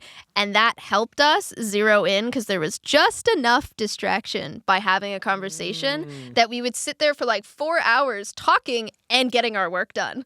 But like without that, there were days where like sometimes we wouldn't. Like I definitely needed that a lot in university, or even like working. I will find it often a lot easier to work if I'm just like sitting at a table next to someone else who's working. Yeah, I've heard there's a label for that. It's called body doubling. And apparently, I personally think that it has something to do with oh my God, what is it? It's a psychology concept I learned about in my first year, and it talks about social. Oh my God. Basically, being around other people, I don't remember the title, but being around other people helps you to perform better. So the idea with body doubling, I think at least, this is like what I would assume it works, probably works in the same way, is just being around other people entices you like subconsciously to just do better because you have to perform better. It's kind of like a competitive thing that maybe goes down to our like nature of needing to be better than others to prove that we're the best at the top of the food chain, almost like an animal kingdom type thing, which to take is that interesting. Into a super well, it's related. Like from the animal kingdom perspective, there's a do you know the show Mansers? Was out ages ago. It was on Spike TV. Oh my God, of course it was on Spike. Yeah. So this show, what they would do is they would just take the most ridiculous questions like asked by dudes, just like thoughts that guys would have when they're hanging out with other dudes kind of thing, right? And then answer these. Amazing. Yeah, they had some pretty fun episodes. But one of them was like that sheer competitiveness is apparently so programmed into us that it's even in sperm. So that if like someone, say a woman has sex with two different guys, the second guy's sperm will actually fight harder to compete with the first guy's sperm. And they'll like actually move in and kill the other dude's sperm to try and take the egg instead. I did not know that. Which is like wild. That's that even metal, our dude. like even the sperm are programmed to be killers. I did not know that at all. That's actually kind of crazy. Competitiveness is just that programmed into us, I guess. Wow. Okay. Whoa. I guess it kind of makes sense for like survival of the fittest and like the Darwinism aspect of it. Oh my God. Right down to like that cell, like a cellular level. That's kind of cool. Yeah. Oh my God. Dude, that actually just blew my mind. That show had a few topics like that. Oh my God. If I had animation skills, I would make the funniest animation of just like a Trojan war happening between like sperm battalions. You could use some of the generative AI tools. Oh my God, you just prompt it with words. Yeah, that'd be cool. That was something you were talking to me about, weren't you? That's something you want to like venture into. That one of the really things cool. that so as the company builds up, which like I'm building a set of tools behind the scenes, which I will use to help us make content and then eventually offer to other creators. And the idea is basically that like I'm building these tools because like I can't afford to hire a team of 50 people to do the things that like a studio gives people money for. Right. But I can afford to pay like an AI bot the compute power of like $50 a month or something to do those things. So essentially I'm using some open source frameworks to build a multi-agent like company that you can use. Like individual creators can use them for if you want to come up with like a social media marketing plan and like a content posting schedule. It can do like bookkeeping stuff. It can do like if you have a software aspect or you want to build your website kind of stuff, it can code for you. That's really handy. And the initial iteration is a film-centric niche that we're targeting specifically for indie companies. Okay. And it's going to do the script breakdown for ADs at the beginning of prep. Oh, wow. So that'll one of the people, because like the general rule of thumb is like an hour of breakdown per page of script, which for like a 300-page feature, that's a lot of hours. And like what originally put this idea on my radar was my friend Carl, who's also hosting a podcast under this umbrella called What's Your 20? And it's comparing union world to non-union world. Right, you were telling me about that. Yeah, that sounds really cool. So he came to me with this idea. He was basically like, Ryan, can you make a software for me to do this? I will pay you money for it. And I was like, okay, Carl, if you are willing to pay me money for this, then there are a lot of other people that are willing to pay us money for this. Because he, like, at the time, he was just doing indie gigs. And if an AD doing indie gigs needs, like, a software that he's willing to pay $1,000 for, there are, probably 200 ADs in the Lower Mainland who would use that 100%. software. 100%. Yeah, it's oh my god, what is that? I think it's Synchronize.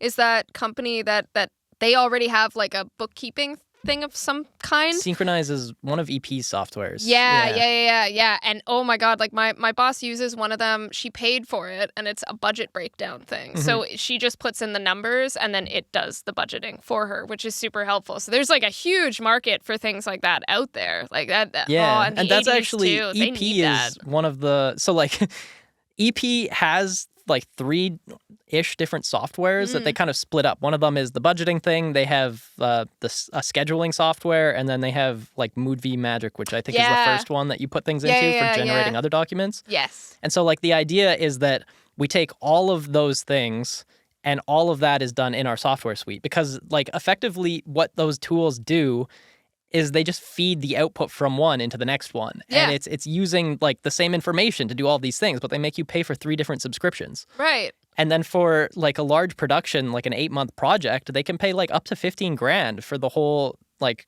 to have something like 20 seats or something of people using the software. Whereas like the software was very clearly designed in like the early, like just before 2010 kind of deal. Yeah, it hasn't been updated in a long time. The workflow is horrible. The user interface, they only reskinned it last year, and it's still bad. It's bad. It's bad. The whole EP like website, EP don't come for me, but like your website is brutal, dude. For how much money they make, it's just unacceptable for it to be that bad. If you're trying to like go and look up your pay stubs, I wish there was just a button that I could press to download all of the pay stubs. I have to go in individually to download every single one, and if I need a group of them, it is like, tell me about it. It's like a 45-minute thing to get a so whole long. show's worth. Yeah. Because it's individual, because their thing doesn't let you select all and then download all. And then, like, oh man, simple. if you're working on different shows, you have multiple pay stubs in there, too. Oh. Yeah, it's gross. It's gross, man. I had to go in there, like, recently just to, like, do some bookkeeping stuff. I tried to, like, keep track of all of my pay stubs, and I was missing a few, so I just went to download them, and trying to find them was a hassle. It was a struggle. Yeah. I mean, even using their, like, during the transition around quarantine, they started to do more things online. But at the start of that, they had a whole bunch of functionality that was available online for US users. And they had links and stuff that would redirect to similar pages for up here, but like when you make accounts, they wouldn't do anything, or it would like open you up into this account and it wasn't linked to any of your stuff, and you're like, this is now my email address is attached to it, but it doesn't have any of my other stuff, and you won't let me use this email address to link another account. So like, what do I do now? Yeah, they need an overhaul. And what's the deal with us not having digital start packs yet?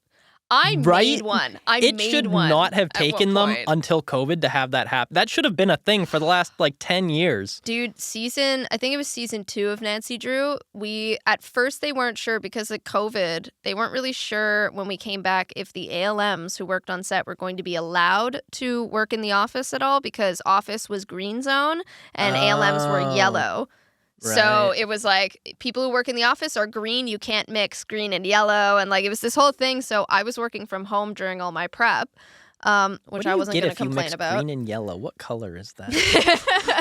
I don't know. Doesn't it turn into like baby vomit, like color green and yellow? Maybe that's why they didn't want to mix it. That's not a very nice color. It's kind of gross. It's kind of gross. Isn't that blue? Green and yellow? Green and yellow? It might be blue. Am I crazy? I don't know. It feels like it should be one of those simple colors, but now for the life of me, I can't. I don't remember color theory anymore. It's been a long time since preschool. Very long time since preschool. It's been a really long time. But yeah, like they sent me a start pack. It wasn't digitized. They didn't even make it fillable. They were like, yeah, fill this out and email it back. I'm like, how? I'm like, what the So I sat there for 3 hours that day, and I made a fillable document, and I made it so that every time you put your name in, everything that required your name was filled in. So I made the fillable pieces match. That is so I went through it all, and then I sent it back to accounting. I was like, here's my filled out start pack. Also, here's a start pack you can use for the rest of production, because Did they use it? Yeah, they did. Okay. They did. I was like, trying to remember if I got a fillable start pack for that season or not. I was like, well, at least for the people in my office, they said that they got it and they were super happy they got it. And I was like, yeah, I made that. Like, I was like, dude, I could not sit there and try to individually fill out this PDF that they had locked. Like, oh yeah, it was a locked PDF. I couldn't even edit it properly, so I had to like, it was a nightmare. There was one that I got. They tried to do the thing where like you put it in one place and it generates it in the other places, but they had a bunch of the fields like in the wrong spot. So I would like put in my name and it would enter it as my birthday for something else. Yeah. And then you can't fix it because they're linked. So you're like, how do I fill out this start pack? Yep.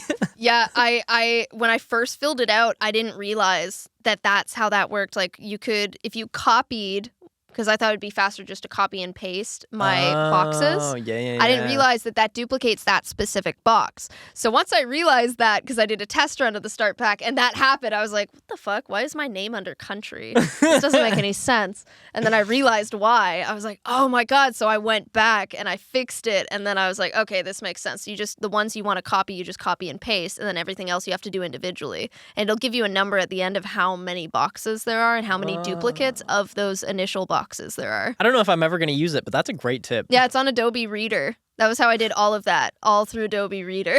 It was a nice little thing to learn how to do when I was slow, because, you know, I mean, I think we could all agree in film, you spend a lot of time. There's that famous saying for film people, it's hurry up and wait. Mm-hmm. You spend a lot of time doing nothing in film. So much and time. When you're working from home, it was great because I was in my living room on my couch sitting on my computer. So I had 3 hours to spare. I finished all my paperwork by like noon that morning. Nice. And I was just like, I had the TV on and I was sitting there doing my paperwork. Like, that's actually something I hadn't thought about. Because like from my perspective, most of my hurry up and wait, which I guess on my last show is a little bit different because I had a very different role.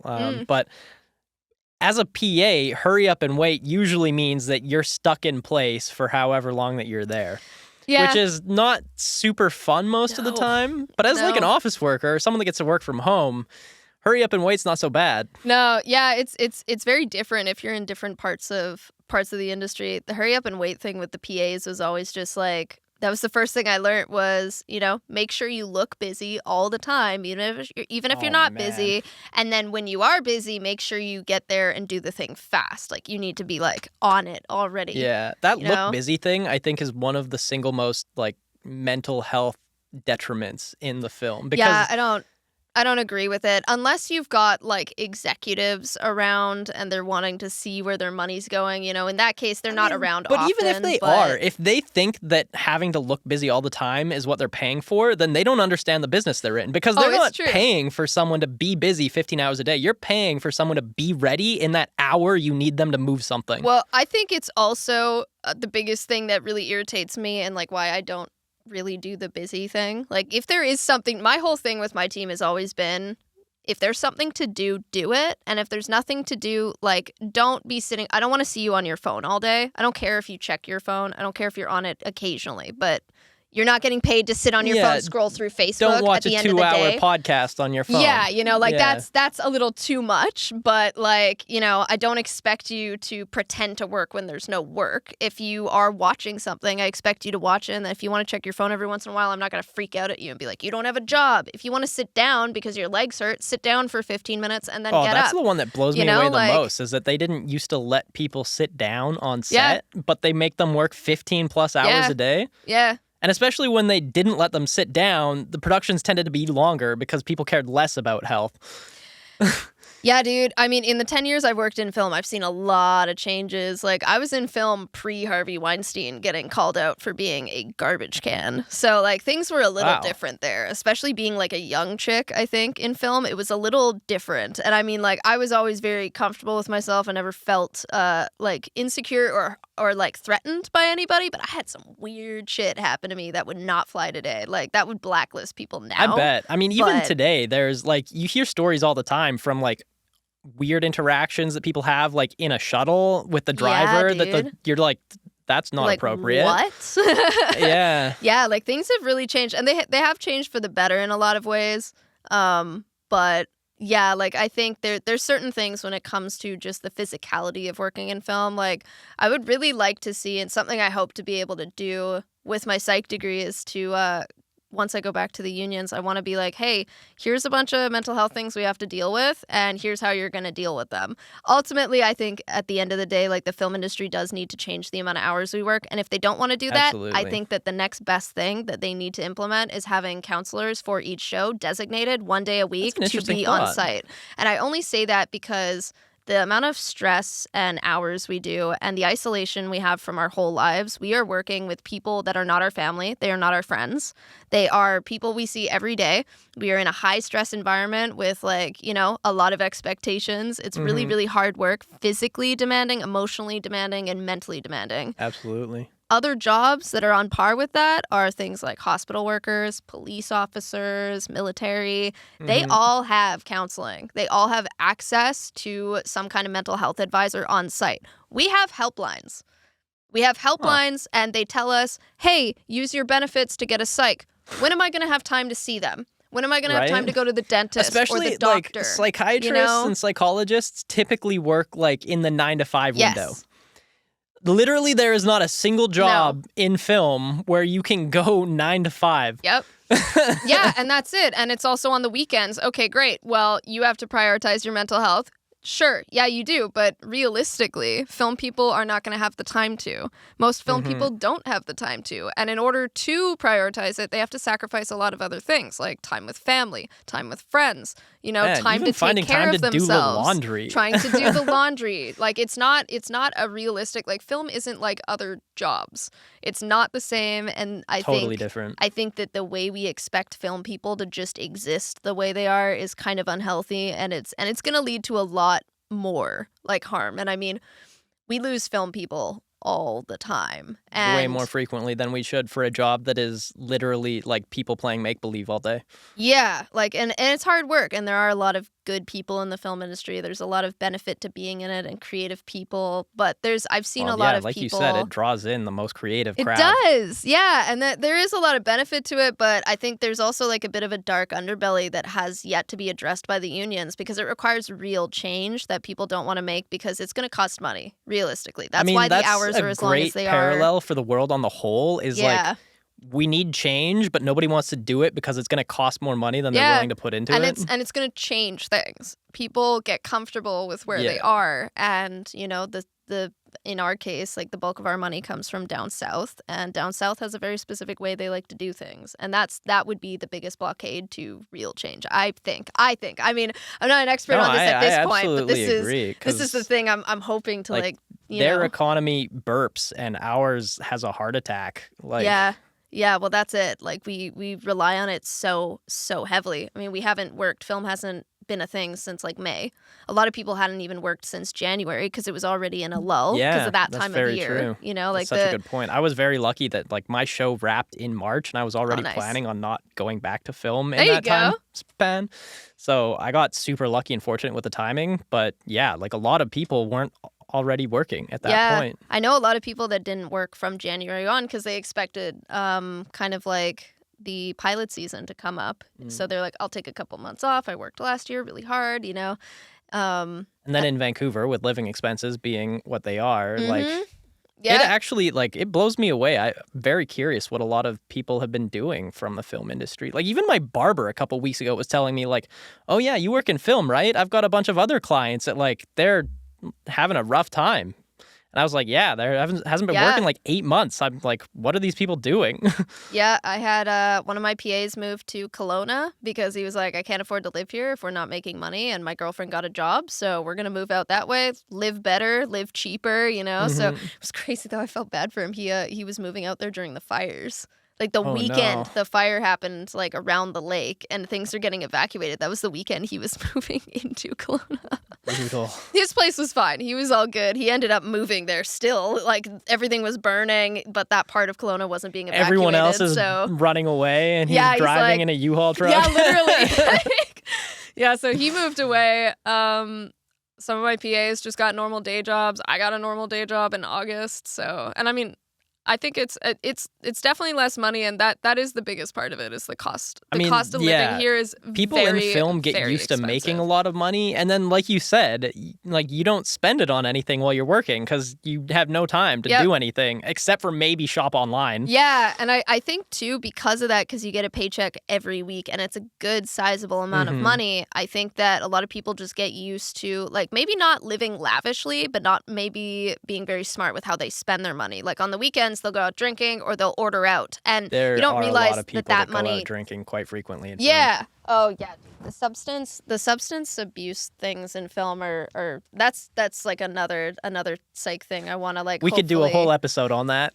We probably could. I mean, like I'm in my infancy stages of my education, but I've thought about it a lot, and that was a driving force behind me wanting to go to school and then return to the industry after. Was just like in the 10 years I've worked in film, I've known like at least 10 people who've passed away from a mix of mental health issues that have pushed them to the brink, and people who've developed like drug addictions on film sets. Didn't have them before, but had to turn to cocaine in order to get through weeks of night shoots. And like that's something that you would think of expecting in the old film industry, but a lot of people think that doesn't really exist anymore because of the way that laws are. It's not out in the open. It's not out in the open. They just go to the two-holer instead, and then you notice they're coming out of the two-holer with a bit of white on their nose. Yeah, or the baggies. I'd find the baggies on set, and I'd be like, man, that's sad. Like, and it's sucky because it is. I do really believe it is a product of the work environment that we work in. 100%. I mean, something that someone told me once about using drugs of any sort was that like these people are effectively trying to get to a place of functional norm. Yeah. And if you are in a place where you need to take a substance to make you feel like a normal functioning human being, then there's something in your environment that needs to be changed. Yeah, I've had friends who are like, yeah, dude, admittedly, like I'm not proud of myself, but I had a night shoot, and for that 2 weeks, like every day, I needed it to like function. I'm not doing it anymore, but that's what I used to keep me going. And I was like, dude, like when coffee no longer works, something else should be giving here. And like I think that there's also, because film still has like a lot of the older players, I think there's this mentality, like there's a hazing culture in film. I think that I think anyone who's been in film long enough can understand that there is a hazing culture. I've been very fortunate that I haven't had to go through that same thing, but I've seen it. Like it's not that I haven't seen it. And I think that there's a lot of old mentalities that you just have to toughen up and get through it. But toughening up and getting through things doesn't solve problems. It doesn't deal with the root of an issue. It just pushes it away until it comes back even bigger later. And 100%. Now we're seeing a lot of the result of that is we have had, and I think it also, like, and you might agree with this, like when we don't have work for a while and we've been working so hard for so long, at least in my case, I find the only time I have time to actually be a person and work on my mental health and my emotional health and just my life and feel feelings, like a full range of emotion, is when I'm not working. I don't feel like a person most of the time in Very film. much so. I feel like a robot because I just have to sweep so much under the rug. Yeah, like you don't have time. You're like, oh, my mom's in the hospital. Cool. Yeah, I'm going to call her and make sure she's okay. I'm not going to think about it. I'm not going to feel anything about it because I don't have time. I got to do this paperwork. And like a lot of people adapt like that. It's a normal adaptation, but it's abnormal to have that be your go-to all the time, like 24/7. And I think that's the case for a lot of us. So I think when we get off work, I think that it kind of causes us to sort of like break down a little bit because we're faced with our life for the first time in like 8 months. You know, everything that you've been ignoring just comes at you and you're like, instead oh my of God, processing what do I it do? as it comes like you normally would or should, you have to process all of it at once. Yeah, and I think that is also a big contributor to some things. Like I think that there's a lot of sort of unhealthy mentalities about work ethic in film that need to change. Oh, absolutely. And there's so many. I mean, like one of the biggest things that I've had in conversations with people that come up around like shorter working hours is I have a surprising number of people that actually fight back and say that like, no, I don't want shorter working hours because I make less money. That's it. It's all about the money. And like, it's fine and dandy if you want the money from those longer working hours, but like, does that money matter if you have a heart attack at 45? Yeah. Does that money matter if you're not even going to have the time to enjoy it? Does that money matter if, you've got your glass castle and that's great, but you're not going to get to enjoy it because you're going to die before you get to enjoy it? And the flip side of that argument, though, like to make the studios accountable is like, these studios are making more than enough money to be paying us the same rate for an 8-hour day. Oh, yeah. And there's absolutely no reason besides their greed that they're not. Oh, yeah. Yeah, I could agree with that. It's the pinnacle of capitalism, right? It's all about making the most. Yeah, and giving maximize profits and minimize expenses. Yeah, and you do see that, and that's something that, especially during like the initial. You see that a lot in film. They really try to minimize expenses, and they really try to like cut every corner they can. Yeah, you see it a lot in film, and it's especially during the beginning of the strike. Some of the things that these CEOs of companies were saying at that point, I think it was Bob Iger, who was like said something along the lines of like, this is a historical deal and they're getting paid more than they're ever going to get paid, and something like that. And it was just the tone, the audacity of that tone to People be like how that dare shouldn't you even ask be for allowed more? to be in positions that they are. Yeah, it's like the thing that he was basically saying is like, well, we've never had a deal like this. And I'm like, yeah, that's how that's supposed to go. Every time you go to negotiations, it's supposed to be better than the last time you were there. It's not supposed to get worse. Every deal should be a historical deal. That shouldn't be a point of like a gold star. You didn't do good because you got a historical deal. That's what's supposed to happen. That's very much been Disney's attitude for a long time, is they will just throw their weight around to get the deal that they want. Oh yeah. And only just recently, in the last few months, there was an issue. One of their contracts for, I think it was ESPN or something, was up, and they were trying to renegotiate with one of the cable companies. And like, for the first time, maybe ever, but definitely at least in the last like 20 years, Disney had to give way on a contract. And they actually I bet they weren't happy.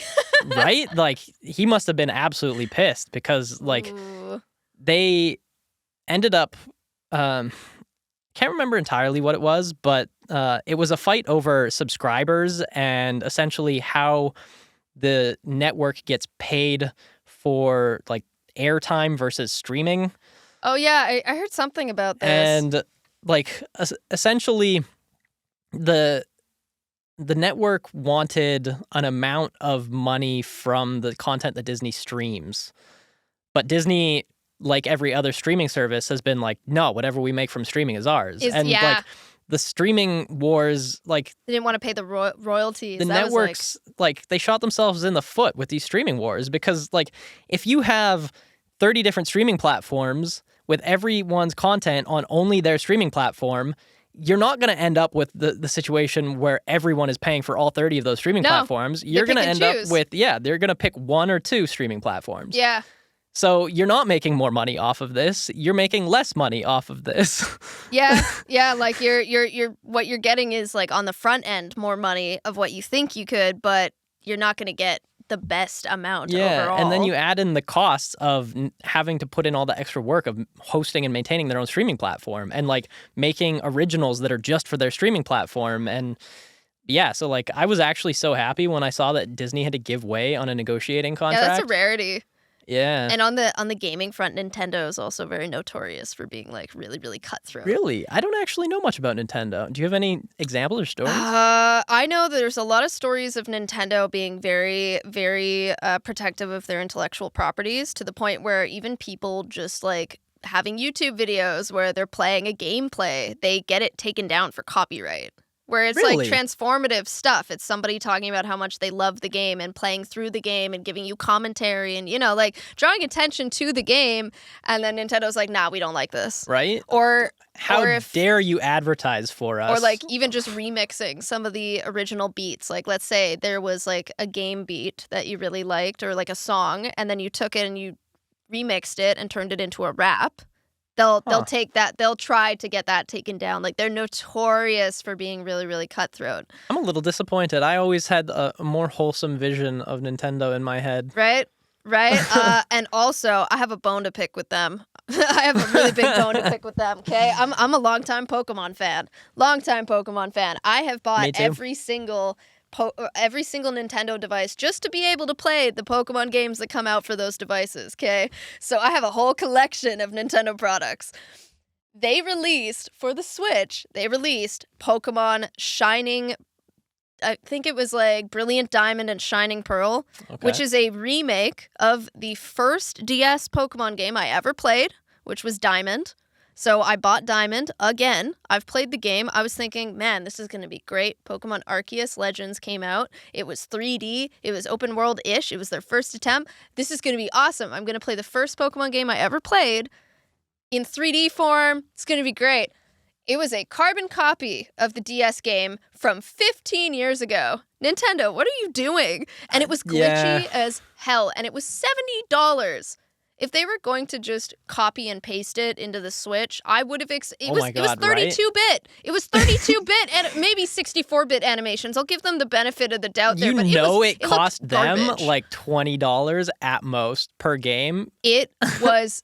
It made me so mad. I held out hope because I love Pokemon so much. I love the franchise. I love the characters. I love the Pokemon. I love the games.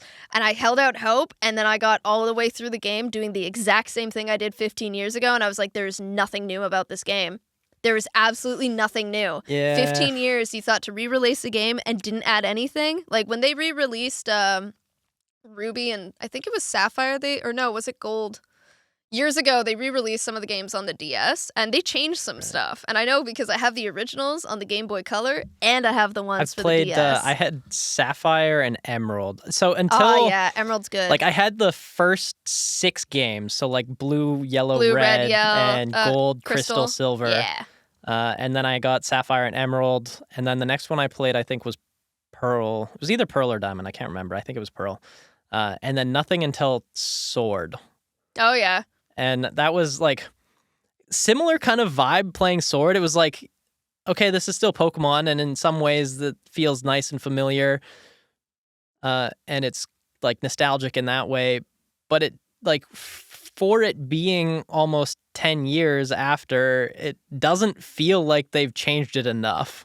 It doesn't feel like they've added enough to it. And like, this is the number one thing that always bugs me. Yeah. No. So about Pokemon and the Nintendo, like the Pokemon Company and Nintendo, they have been sitting on probably the single most valuable IP set for an MMO game in human history.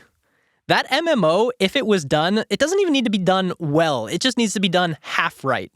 And it would be the most profitable, highest grossing MMO game with the best retention rate of any MMO ever. Absolutely. And they just decided they don't want money, I guess, and they don't want to give the fans what they want. They just want to keep copy and pasting the old fucking Pokemon games. Yeah. Yeah. I will say, Scarlet and Violet, my favorite hands down. Scarlet and Violet is everything I've ever wanted from a Pokemon game. It is open world. I don't have to do the gyms if I don't want to. I don't actually have to do anything in the game if I don't want to. You can start the game, go to a Pokemon Center, go and like go to a Pokemart and buy Pokeballs and start catching Pokemon. You do not have to do anything that the game has for you. I might have to check that out. It's so much fun. So the first thing I did when I got in game, I did the beginning so that I could get the starter Pokemon, and then I immediately deked off. You don't even need to get the starting Pokemon? You could hypothetically just walk to a Pokemart and pick up Pokeballs and catch something different if you wanted to. Like I tested it out. That's pretty cool. I tested it out, and like there's randomly generated like just items that you find all over the map. And they don't like disappear. Like in the old games, you found it was gone forever. No, they're there all the time. There's a ton of them, and they disappear. Cool. And so you could get a wide range of them. So at the beginning of the game, I ran up a hill. I was like, I'm not gonna go that way. I'm gonna see how open world this really is. Yeah. I immediately ran up a hill, came across a Pokemon, and I found a Pokeball. So I just caught it. I'm like, oh, cool. This is crazy. Like I don't even have my starter yet. This is insane. So like that game is literally. I know it was super glitchy when it came out. And there's still some glitches, but it's everything I've ever wanted from a Pokemon game.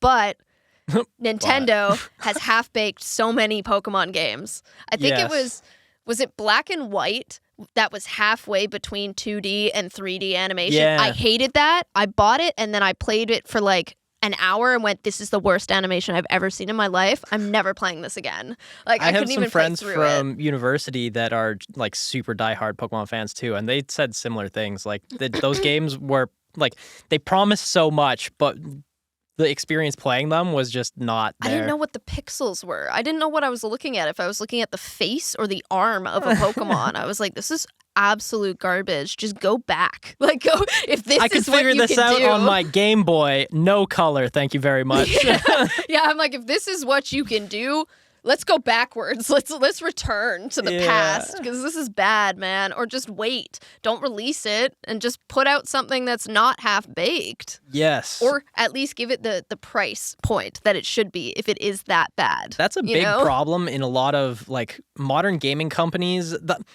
The idea of pre-sales has ruined the gaming industry, in the sense that like these companies know that they can release something half finished and then they just go on this model where they endlessly patch. So they'll release a game that should probably only cost $20 because it's garbage and half done. And then they spend the next 2.5 years patching it until it's finally the decent playable game that they promised you in the trailer. Yep. Wasn't that Cyberpunk? Wasn't that the case of Cyberpunk? Is definitely the biggest offender most recently. They apparently, my friend has been playing it. He was like, this is everything that was promised originally. Yeah. Now it's been fixed. I have another friend who said the same thing. He loves it now. 2019? Like that long ago already? It was a hot minute ago. I remember my friend pre-ordering it and being really excited. And like 2 weeks after it came out, they were like... the high and the low of that. Yeah. I was like, dude, I wasn't going to touch it because it promised so much. And like looking at what the trailer was, I was like, I don't think it's going to deliver, man. I'm going to be honest. I didn't think it was going to deliver. And sure enough, 2 weeks later, it hadn't been delivering. And they were like really disappointed. I'm like, man. One of my favorite YouTube videos that always comes back to my mind is, it's actually for Bethesda, but it's their head guy. I'm not even actually sure if it's the CEO or just like the dude they always had doing the presentation. I can't remember what his name is, but they'd have a clip of him like promising the world about a game, right? And he's like, we invented this new light engine and it makes the most dynamic lighting effects. And we invented the new physics engine that makes everything interactable. And then it like cuts to the actual game and this dude is like falling through the floor with triangle shaped shadows. And it's like, and then it cuts to the song, tell me lies, tell me sweet little lies. And, that's just accurate. Beautiful. That's definitely the same of Nintendo. I literally fell through the map in Pokemon at one point, and I was like, ooh. Or like in Diamond and Pearl and the remake of that, I was like in the underground, which I was really excited for because the underground with Diamond, I don't know if you remember this, but you could mine. You could drop down underneath every single town in Sinnoh, and you could run through the halls with your friends. You could connect your DSs. Oh, yeah, and you could go to each other's bases. You could find rare items, fossils. That's how you found fossils in game. Yeah. It was this whole thing. It was my favorite part of that game. And I went into the underground and it was so glitchy. It was so broken. There were Pokemon walking through walls, spinning around in circles, straight up disappearing. I'd find rare Pokemon that I'm like, oh my God, I need to catch that. Because they had a feature where some of them, you would actually see them. Like you'd see them running around. So I like ran at one and then the game froze. And it froze for like 30 minutes. And I was like, I haven't saved in so long. I don't want to I don't want to close it. I was just holding out for hope. That's one of the biggest like traumatized or like fears of a child. Like how many times have I been playing like, no, when was the last time I saved? Why did it break? Why is it broken? Why did my batteries die? Oh, dude. Oh my God. Yeah. And like Scarlet and Violet has an autosave function and thank God they do because Pokemon needed that like 15 years ago. Yeah, it did. Oh my God, it did. I got into the habit because I had a few occasions where like my DS just, I don't know. I mean, you only lose 8 hours of gameplay once or twice before you start saving every hour. Yeah. Or after every important milestone is what I would do. I was like, okay. Just caught a Pokemon you like, saving the game. Just beat a gym leader, saving the game. Yes, every single time. It was like, I need to save because I would be devastated Yeah. if this fell apart right now. Like, oh my God. There was a sequence at one point when I was in the Safari Zone where I saved like probably 16 times in a minute because it was just like I caught a bunch of Pokemon that I wanted like back to back to back. And it just felt like at that point compulsive. Like it had started an OCD thing into me where like event happens, have to save. Yeah, you just get into like the rhythm of it. Yeah. Which is also funny because I don't know if you ever did this, but I was really into getting really specific Pokemon early on in the games because I was adamant that like it's easier to raise a Pokemon from when it's young. Yeah. Well, then you like, get to train it the moveset you want. They Yes. learn different moves depending on when you get them and how they level. Yeah, so like I always liked to train my Pokemon from when they were like level like 4 or 5. And in some of the games, I don't remember which one offhand, but there was one where when you exit out and you take a left, there's a path and you can find Ralts. And I wanted to find a shiny Ralts. Oh man. It was I one of the love Game Boy Ralts. games, so I just kept restarting the game. I did it probably about 200 times, and I finally got a shiny Ralts. I did it Nice. until I got a shiny Oh Ralts, my basically. And then I started my game, and I played through, and I was like so stoked to get a Gardevoir. And when it evolved into the other version, because there's Gardevoir, which has the dress, Yeah. and then Can't there's remember the other one's name. oh my God, Gallade. I think it's Gallade. He's got swords. It's like a dude, basically. Yeah. It's like a feminine version and a masculine version. And I got a Gallade, and I was really chapped about it. But I couldn't do anything about it. I'd already saved. I'm like, yeah. Bringing back so many memories. oh, dude, right? I know. I think about my old childhood video games all the time now that I play games so much. Like as much of the time that I have now is pretty much. I mean, just and that's what video Nintendo games. has. It's so powerful is that nostalgia effect, right? Like Yeah. companies kind of recently in the last 10 years-ish have started to recognize how powerful it is to bank on millennials' nostalgia. Yeah. But it's kind of surprising that not more companies have done it. But what's even more surprising is that, like, Nintendo, despite the fact that they sit on this gold mine of it, still doesn't seem to understand how to do it properly. You think? Yeah, I don't know. It's I think they're just so used to it making them money for as long as it had. I mean, like I'm not that's a business definitely person, the so I don't cash really cow know, thing. Like a lot of companies, incumbent companies, end up getting so complacent with their products because of that, right? Like, yeah. it ain't broke. Why fix it? It's been making Yeah. us millions or billions of dollars for the last 20 years, so it's gonna keep making us millions and or I mean, billions of dollars. I'm the schmuck that keeps buying the products too. So like, Yeah. I've fallen for it. I'm in the rabbit hole. I'm in the middle of the pit. So I'm not crawling my way out of this. Pokemon's a forever thing now, I think. I mean, absolutely. I have 2 Pikachu plushies upstairs. Do you really? I have a Pikachu plush too. I have a Pikachu plush, and I have a Pikachu onesie at home too. Oh, actually, you know what? I'm wearing a Gengar No shirt way! right now. Oh my God! And you're wearing purple pants. Yeah. Yo, that's awesome. I wear my Pikachu onesie during my like Terror Tuesday streams every once in a while when I'm playing horror Terror games. Tuesday, Pikachu Yeah. onesie of safety. Yeah, exactly. It's my safety net. I put the little ears up. I have that, and I've got a froggy hoodie. So it's just a frog head. It's got its eyes, and I put the hood up so that you Tuesday can see is it. always scary streams. Yeah, I do horror games on Tuesdays, and Monday is like a variety stream. I currently stream on Mondays, Tuesdays, and Fridays. Fridays is Green Hawk Day. Okay. If Green Hawk isn't available, just because, like, since it's only alpha testers, I'm kind of at the whims of whenever the alpha testers are online and available. Right. We're normally pretty good. We can normally get a couple people on, but sometimes those gameplay or like test plays are a little bit shorter because there's only 3 people. You can only play the same map so many times, Yeah. you know? How many maps does he have? We have 3 at the moment.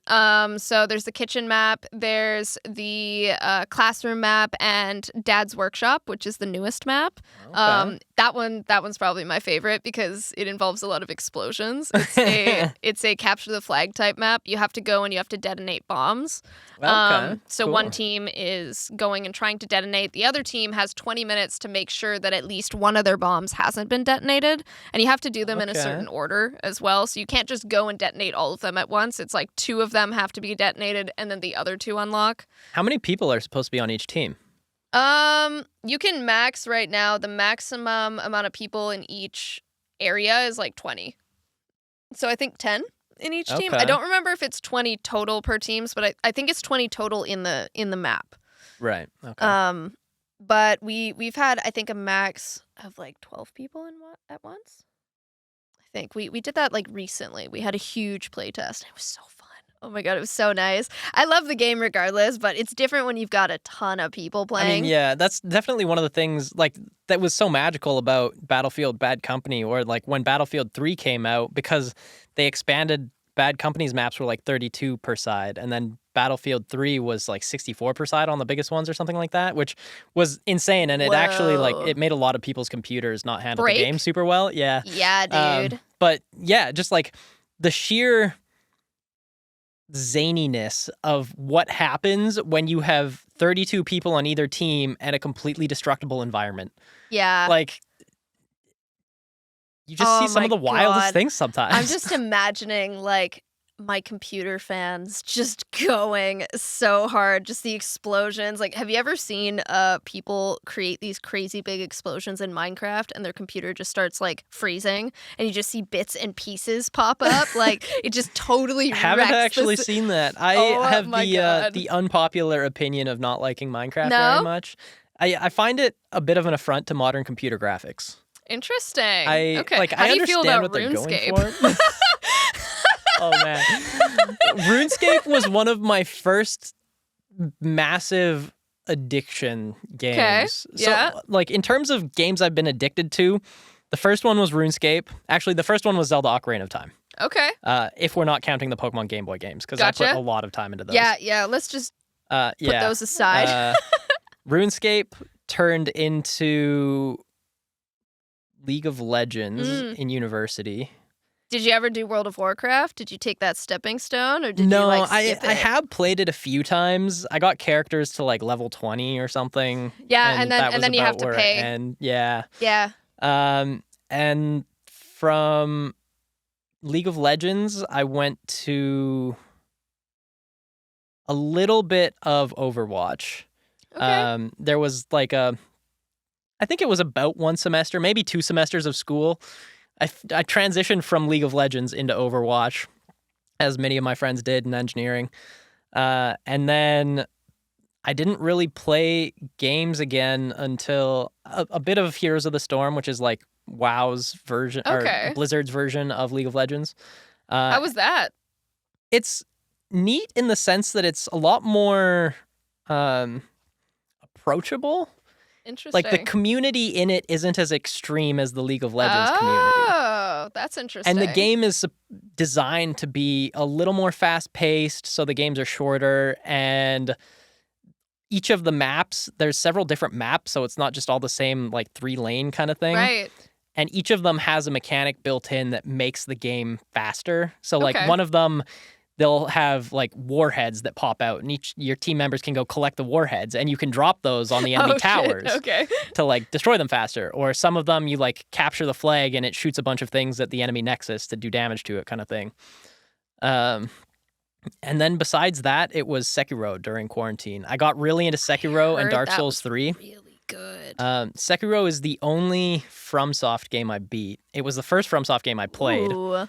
And I can't tell you how much like fulfillment it gave me to complete a FromSoft game as the first FromSoft game I played. And also the game was just a masterpiece. Like, the story is so compelling. The gameplay is like, even compared to every other FromSoft game that I have played or seen gameplay of, it is fluid and smooth in a way that, like, for the combat, that the other ones aren't. Because like, the whole thing is like, it's supposed to be a duel between master swordsmen, right? Right. So the sword movement is incredibly fluid, it's incredibly fast, and it's all built on timing. And when you compare that to like Dark Souls 3, which I went and played afterwards, yeah, there's a parry mechanic, but you have to be so specific with the parry timing, in the sense that like the parry timing is different for each enemy and for each weapon that each enemy has. Oh, wow. And there's a bunch of different mechanics that make it extremely difficult to parry in Dark Souls. Whereas in Sekiro, because parrying is like a core mechanic of the game, like, you literally almost can't finish the game if you don't parry. So there's a little bit of a more forgiving aspect to the parrying in Sekiro. Okay. But it's also incredibly specifically timed in the sense that, like, you have to parry so that your sword is in the air while their sword is striking you, which seems like it's a smaller window to work with than in Dark Souls. But once you get used to it, it's actually way easier to do. Jesus. Okay. And yeah, it just like it makes you feel like you have actually developed like further skills in hand-eye coordination in finishing it. That's because of how crazy. difficult the sword like combat system is against That's some nice of the though. enemies. Yeah, I can see where that sense of fulfillment then comes from. Is like, oh man, like look at all the things I learned in order to complete this. And, Especially because and you it start paid off. way down here in FromSoft games, right? Yeah. Like you're actual garbage. And then you're like, I can't beat a single boss. And then 14 hours later, you're like, all Duck right, and roll. I finally You're just beat a rolling boss. around the bosses constantly in a cycle of like, can I attack it? And then you roll around. Yeah. So yeah, but like since that's kind of the last game that I played. But RuneScape, to pull that back to Minecraft versus RuneScape was the first game that I kind of fell in love with. Really got into. I got membership as a birthday present from my grandparents a couple that's years in a nice. row. But graphics-wise, they They haven't really changed. No, it hasn't changed. No. And the funniest part about that is that you can play it on your phone now. Yeah. And it's like the exact same graphics. Yeah, it's weird. It's weird. I saw that. My friend has it on his phone. I was like, wow. I used to have that on my computer. My computer would lag, dude. Like, this is crazy. Right? Yeah. But the graphics still feel less offensive to me than Minecraft for some reason. But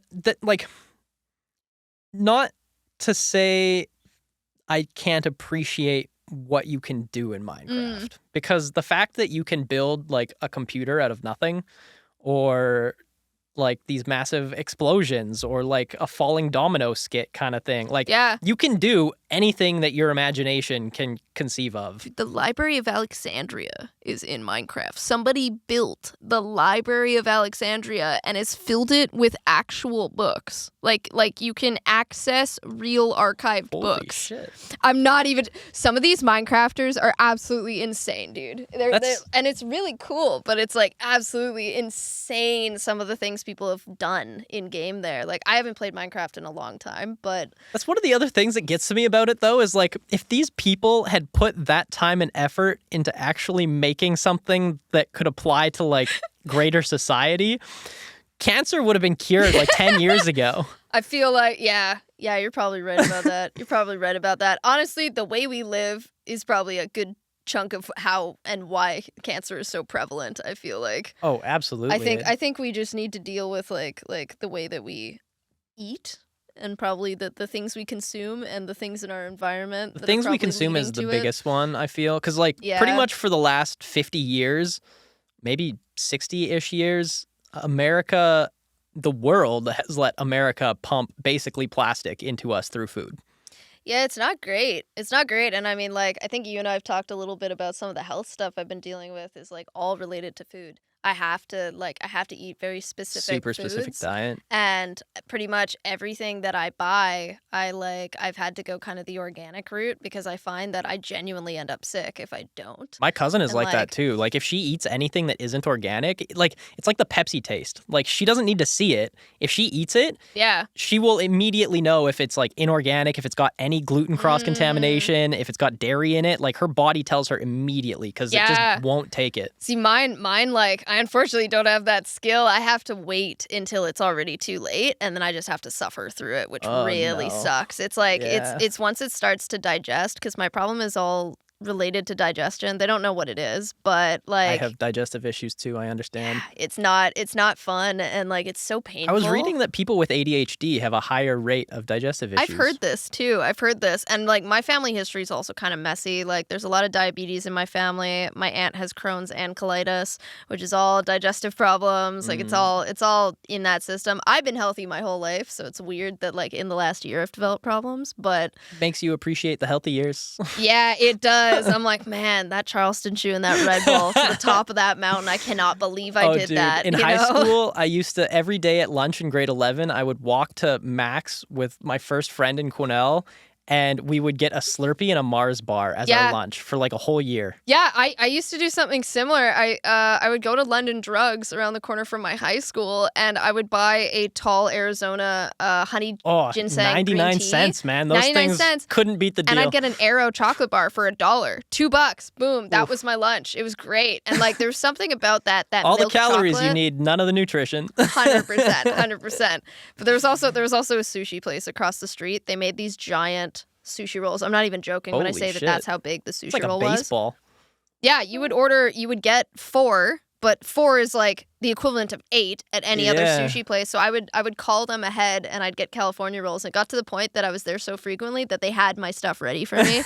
I wouldn't even call them anymore. They're like, we know she comes here on Tuesdays, Wednesdays, and Thursdays. My uncle had that with not 7-Eleven, Subway for a while. Oh, yeah? Yeah, picking up his lunch before going to They the just bush. like had it ready. Yeah, it's like 6:15 every morning. Here's a sandwich at the till. Wow. I remember I got really into Booster Juice. I went on a health kick, which is ironic because it's Booster Juice. Aren't you on a health kick now? I am. So would that count as a health kick, or like was that the precursor? This is the precursor. to- This is like I guess this was like 2019. I think I was or no, maybe it was 2020. It was just after COVID. COVID And- definitely made me start eating healthier. Like just Yeah. like being in the house for so long and not being active, your body like reacts even worse to the bad food. Yeah, it does. And I also I had this little challenge for myself. I decided that because I needed mental challenge during COVID, there wasn't enough happening. So I took some courses. I took a criminology course and a bunch of stuff. And then I was like, I'm going to challenge myself to only go grocery shopping when I'm out of everything that I could eat. So I would do I started making these really crazy dishes that were just smatterings of different things. And it was really cool because That's creativity at work right there. yeah, it was trial and error. And I learned how to use different foods and different spices and stuff to make something that maybe isn't your standard dish, but tasted good and had all of the nutrition you would need for that meal, that maybe had a grain in it, like rice or Right. I was so into Spam fried rice. I made it so many different ways. So many different ways. Every time I see Spam, I think, who uses this and for what? Dude, you know what? I thought the same thing. And then you could go into a dollar store. Here's the crazy thing. You could go into a dollar store and buy Spam. I've seen it in a just dollar processed, store, and I still wonder who buys it. It's not something you should eat all the time. Is it more or less trustworthy to buy Spam from a dollar store? Because Spam seems like the perfect food for a dollar store. Yeah. Yeah. But I don't know. Have you been into a dollar store lately? Have you been to Dollarama lately? The last time was in the summer sometime. Okay. The Dollarama where I live, by like in the North Vancouver area, it's like a Walmart supercenter of dollar stores. They sell bread. Fancy. They sell bread? Italian bread. Shit. The bread that they sell, you could go around the corner to Park in Tilford because there's a Dollarama next to the Marks over there off of Main Street. If you go to that Dollarama, they sell bread that if you go to Save on Foods around the corner is $8 per loaf. You get it for $3 there. They sell Do you think they and get it Pop-Tarts. from that Safeway, like their leftover stuff that I they wonder. can't sell? I don't know because all the stuff it's not expired and it's not about to expire either. So it's weird. Huh. I don't know. I think they just distribute differently because they assume the people going to Save On are not buying from the dollar store at the same for groceries. I mean, yeah, that's But there's probably a lot. pretty decent argument there. Is that if someone is shopping at Safeway, the odds of them shopping in a dollar store are probably not as high. But I think it's kind of funny because in that neighborhood, there's Save On, there's Stong's, Superstore, Stongs? and Walmart down the way. So everything is Stongs. Oh, okay. So Stong's is a little bit more expensive, but it's like the health conscious version of it's like Choices. Okay. If you've ever been to Choices, it's like Choices. So they have a lot more healthier options, but it's more expensive. Gotcha. It's very expensive. I only go there for really specific things like flowers that I can't find anywhere else.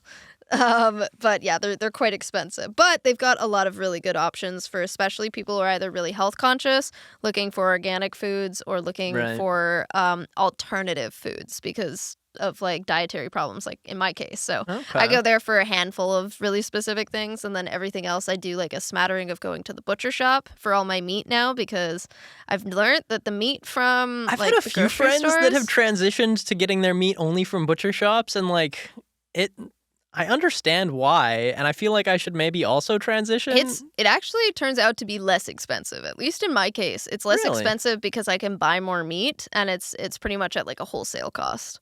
Huh. At least at my butcher shop. I can't speak for obviously all butcher shops and areas, but like the Save on Foods around the corner is okay, but the meat is not great. And if you go 5 minutes up the road, there's a butcher shop, and that the butcher meat shop isn't is great way at better. Most big box stores. No, and like some of it's weird. You'll find meat that's like in the same area, same like best before date. It has the same label on its packaging. It'll say like AAA beef or whatever. One of it's brown and the other one's red as blood. And I'm like, what is this? Something's not right here. Yeah, I'm like, I don't know what like should I don't know which one I'm supposed to pick here. Should I pick the very red one that's like suspiciously red, or should I pick the one that looks like it had all the blood drained? Dye, or is this one going bad? No, I'm like, I don't know. And I've looked at it so many times where I pick up the packages. I'm like, These came from the same place. The packaging is the same. Why is it so different? And it's the same cut. It's not like it's different cuts of meat either. It's like, this is a T-bone steak and this is a T-bone steak. Why is one brown and the other one's red? They came from the same place with the same date. I don't understand. It'd be like if you looked at like on set, you compare the video footage of a set like from the camera footage that they shoot for the show, and then you take some like behind the scene pictures of it, and you see all of the like basically the fact that the set is held together with staples. Because that's what, like, carpentry is in the film world, right? Oh, my God, yeah. Like, when people don't realize that it's just a wall panel and you could pull it off anytime with 3 people if you want to. Or, like, a good one is someone leans on a wall in a stage and just like, goes right through it. Yeah. Oh, dude, that reminds me of Nancy Drew. We had that, the god-awful, the claw set. Beautiful set. Amazing set. They recreated it for Nancy Drew. It looks amazing.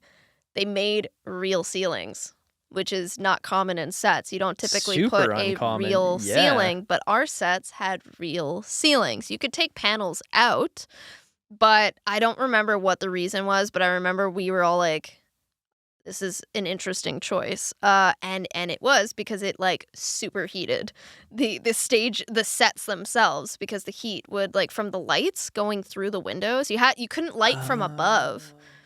And like the way that lighting had to be done was very, I mean, it was standard stuff that any lighting team can do because they're used to filming, in places that aren't stages. Oh, lighting teams can do wild things. Oh, they can. They really can. Like super, super talented people. But it was just a really interesting choice. And it made a lot of things really difficult. Like, for example, us trying to get AC line into the building was incredibly difficult because the ceilings were real. So we had to actually run it through the vents.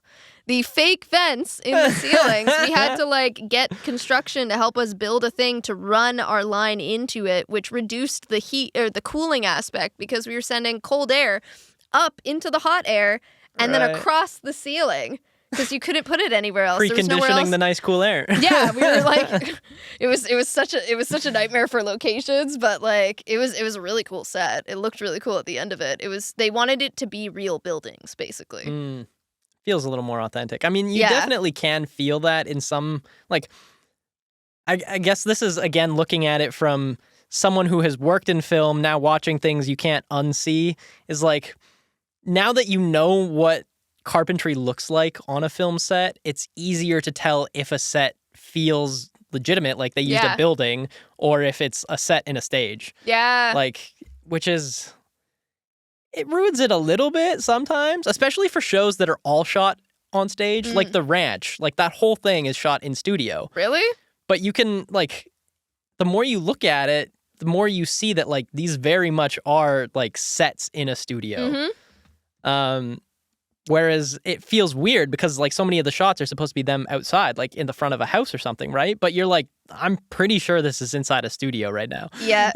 My thing is always the echo in the room, which is something they can, like, especially with older houses. Older houses, you can almost never get away with not having an echo in a real older house. But in a fake older house, The Now that sound you is put better. my brain on that, I'm going to be tuned to listen to it every time I watch something. I know because I lived in an old house and it was not a big house, but it was just echoey. Like it's just the way that a lot of those old buildings are constructed. I can't tell you the specifics of how. I don't know the jargon, but every old home I've ever been into, like you talk and you hear a light echo. It's not loud. It's not like crazy, Interesting. but you hear it. You can hear your voice bouncing off the walls in the corners. But I can definitely think of like a lot of the character houses that I've worked in film that are the older ones. I can definitely like think back and remember they were more echoey, and that even the with like sound furniture departments in. are like way more on it at those places Yeah. too about the crews being quiet. Yeah, they have to be, yeah, because you don't realize it at the time until you're like, oh wow, I heard my echo from whispering. Like that's crazy. Like, Yeah. I think a lot of those old buildings too. They have I don't know if this is accurate. Maybe your sound guy can tell us, but like I think just the shape of the roof helps to like bounce the sound in a really weird way. Oh, that I can might make be sense. crazy. Yeah. I might be crazy. You can correct me. I don't remember exactly. I remember learning about sound at one point, and there was something about like the curves of things impacting how sound travels. Like that's why our ears are curved the way they are, because it optimizes the way sound enters your Okay. ear canal into your eardrum. I mean, that's also part of the reason why like conch shells make noise too, like the way that they're curved, right? Yeah. It's also why certain piercings in your ears are a really bad idea because they impact your like hearing. I Do you remember know a that from teacher- experience, or did you just learn No, that? in my case, Okay. not. All of my piercings, I never pierced inside of the ear. I always did outside piercings. Like I have like the helix piercings and stuff, which are just Okay. on the edge, which supposedly does impact your hearing a little bit. I'm sure it has, but I mean, I'm also like half deaf in my right ear anyways, so it's nothing I really notice. What made you half deaf in your ear? A ear. mix of listening to a lot of really loud music for a long time, and also I've had several concussions, and it kind of like it was Oh, one of shit. like one of the after effects I noticed. I always have had a ringing in my right ear since like the first car accident I was in that gave me a concussion. I was in a lot of car accidents as a kid, so I had quite a few concussions. As a kid too. Yeah, Jesus. yeah, we had a couple of accidents. I was in one, and like that felt traumatizing enough as a kid. I don't even remember most of them. I got scalped, eh? What? Yeah, okay, so like I have a scar that goes from here and it goes all the way up there. I had to have reconstructive plastic surgery at 10. Holy shit. And we there was a car, my dad and this car on the other side, they were speeding going down just like a country road in Fort Langley. So there's farms on either side, Right. single lane, both sides. They're both speeding. This guy slightly merged over. Apparently the story goes, this guy slightly merged in. My dad didn't notice because he had dropped a water bottle under the seat and he was trying to grab it while driving. And he didn't have the ability to like turn, and because of the speed, they both crashed and we drove into the ditch. And I was in the middle of the Holy middle shit. row of a minivan, so my head went right into the middle console between the two drivers' Ooh. seats, and it just split me right open. So like I don't Oh, remember man. really any of it, but what I do remember is this absolute legend. I don't know his name. I'll never know his name, but he pulled me out because the car was totaled. My dad was crunched in the front. My brother was in the back seat. Like he was fine, but you know, everyone's shaking. I'm bleeding. Like I could taste the blood. It was all over my face. I remember some guy pulling me out of the accident, carrying me and like lying me down on someone's driveway with a towel over my head. And some lady came over and was like, what can I do to help? He's like, we need to get her more blankets. We need to get her this stuff. And she goes, what happened? And like, what did you do? And this guy was like, I don't know. Like she just, they were in this accident. I went to help. And she's like, did you just pull that kid out of an accident? And he's like, yeah, I did. You want to go get dinner sometime? And I'm sitting there and I'm like concussed. I'm bleeding. But I was like, you can't say no to this guy. Like this guy Yeah. just saved a child out of a huge car wreck and he's asking you out. Like you Phoenix cannot plays say. the wingman. Yeah, right. I'm sitting there. I'm like, Yeah, go for it, bud. Like, Wow. what a legend. Like pulls a bleeding child out of an And accident. like as you're telling this story in my head, I'm kind of comparing it to it feels like a scene from a show or a movie or something, right? Like car accident, concerned citizen pulls over, is Runs dragging over. people out of Yeah. the car. But then it's just like, we might need to put that in a movie. Dude, oh my God, I would love to see that in a movie. You gotta capitalize on my trauma somehow. Right? You can capitalize on your trauma. You write the script. You're a creative person. Have you ever done any writing? I do sometimes. I actually just got back into it because I've been listening to my favorite podcast of lately, which is Dr. No Sleep. He does horror podcasts. It's kind of less of a podcast and more like an audiobook, but it's called a podcast. I don't know why. It's not a discussion. I've read some like Reddit no sleep posts. Oh yeah? Yeah. He does a lot of, I mean, lately he's been doing a lot of stuff related to like SCP stories, if you've ever heard of SCP. No. Okay, so SCP is, wow, it's such a rabbit hole, but essentially it's a bunch of like monsters. They're labeled SCPs. I don't remember what an SCP like stands for, but it's essentially like the equivalent of unknown things that are going on in the world. And it's not real. It's all fiction, but there's like hundreds of these SCPs and they're all different monsters that do different things. So there's this lore about an SCP Foundation, which is like a deep underground government organization that sends people out to deal with these SCPs. Of course, just like the Men in Black. Yeah, exactly. It's pretty much that, but it's like a lot of occult stuff, and the SCPs are just things they don't understand, they don't know how they work, they don't know how they function, they don't know what they want, but they might understand certain aspects of how they work and try to contain them is basically the idea. So he's been doing a lot of stories related to like the SCP stories and writing them and stuff, and I've been listening to those nonstop for 2 weeks. So I've started writing short horror stories short horror lately. Horror is hard to write because like in video format you have an audio track you can use to help set the mood, and you have lighting, and you have like the effect of what you're not showing on screen kind of thing, right? But in a book or written format, it like you have to deliver suspense without like, how do you create suspense? Yeah. In a way where like you can't give away too much about the thing that's happening because then it's not suspenseful. But if you don't give away enough, then it's just slow. Nobody's gonna be drawn in. So it's so hard for pacing, especially. Yeah, I wouldn't say I'm any good at it. I'm certainly not a professional or any good at this point. But like the way I've been writing it, your stories are fantastic. Have you shared them with anyone yet? No. You can.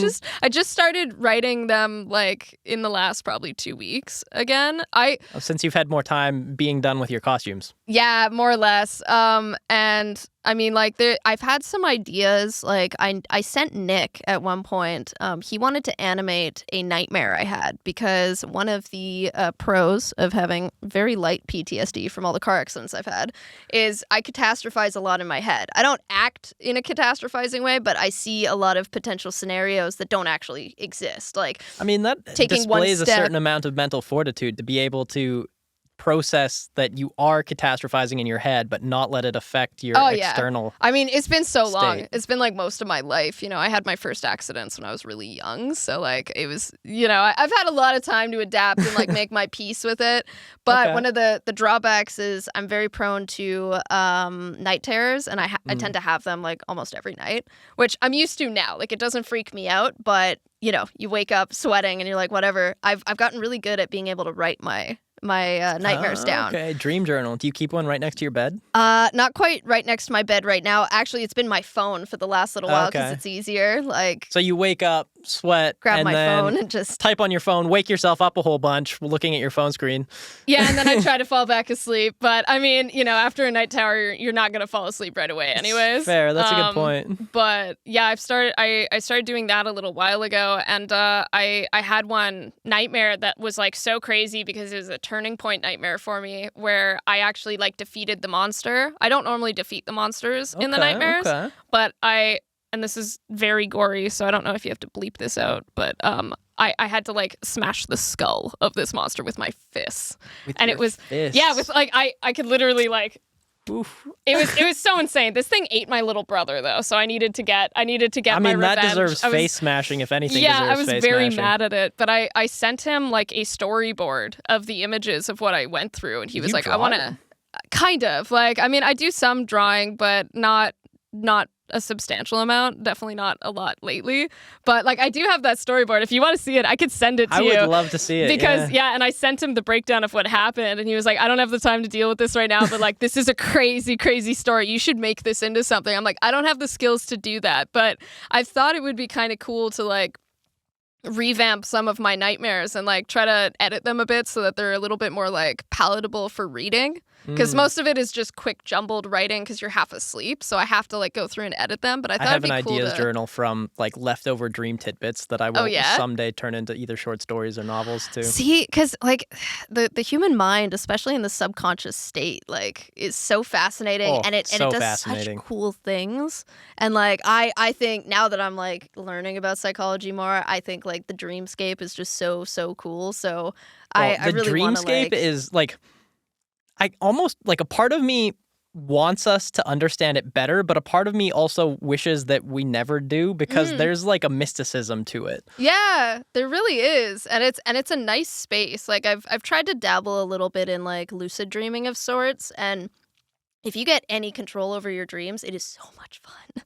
It is I've managed to do it a couple times. Yeah, me if too. I'm having a dream that I don't like, I can almost always get to the point where I realize it's a dream. And then if I don't wake up from there, then I can control it. Yes, I'm the same way. If I start realizing, I'm like, oh, I don't recognize this person, but they sound familiar. And then I like start cluing in. I'm like, oh, this isn't real. Okay, let's have some fun. And then I start going really crazy in the dream. Or like I've literally jumped from one dream to another. I've been like, I don't really like this setting. I'm going to go somewhere else. And like Change I just the swap channel. and I'm like, yeah, this is cool. All right. Like, have you seen Demon Slayer? I haven't yet.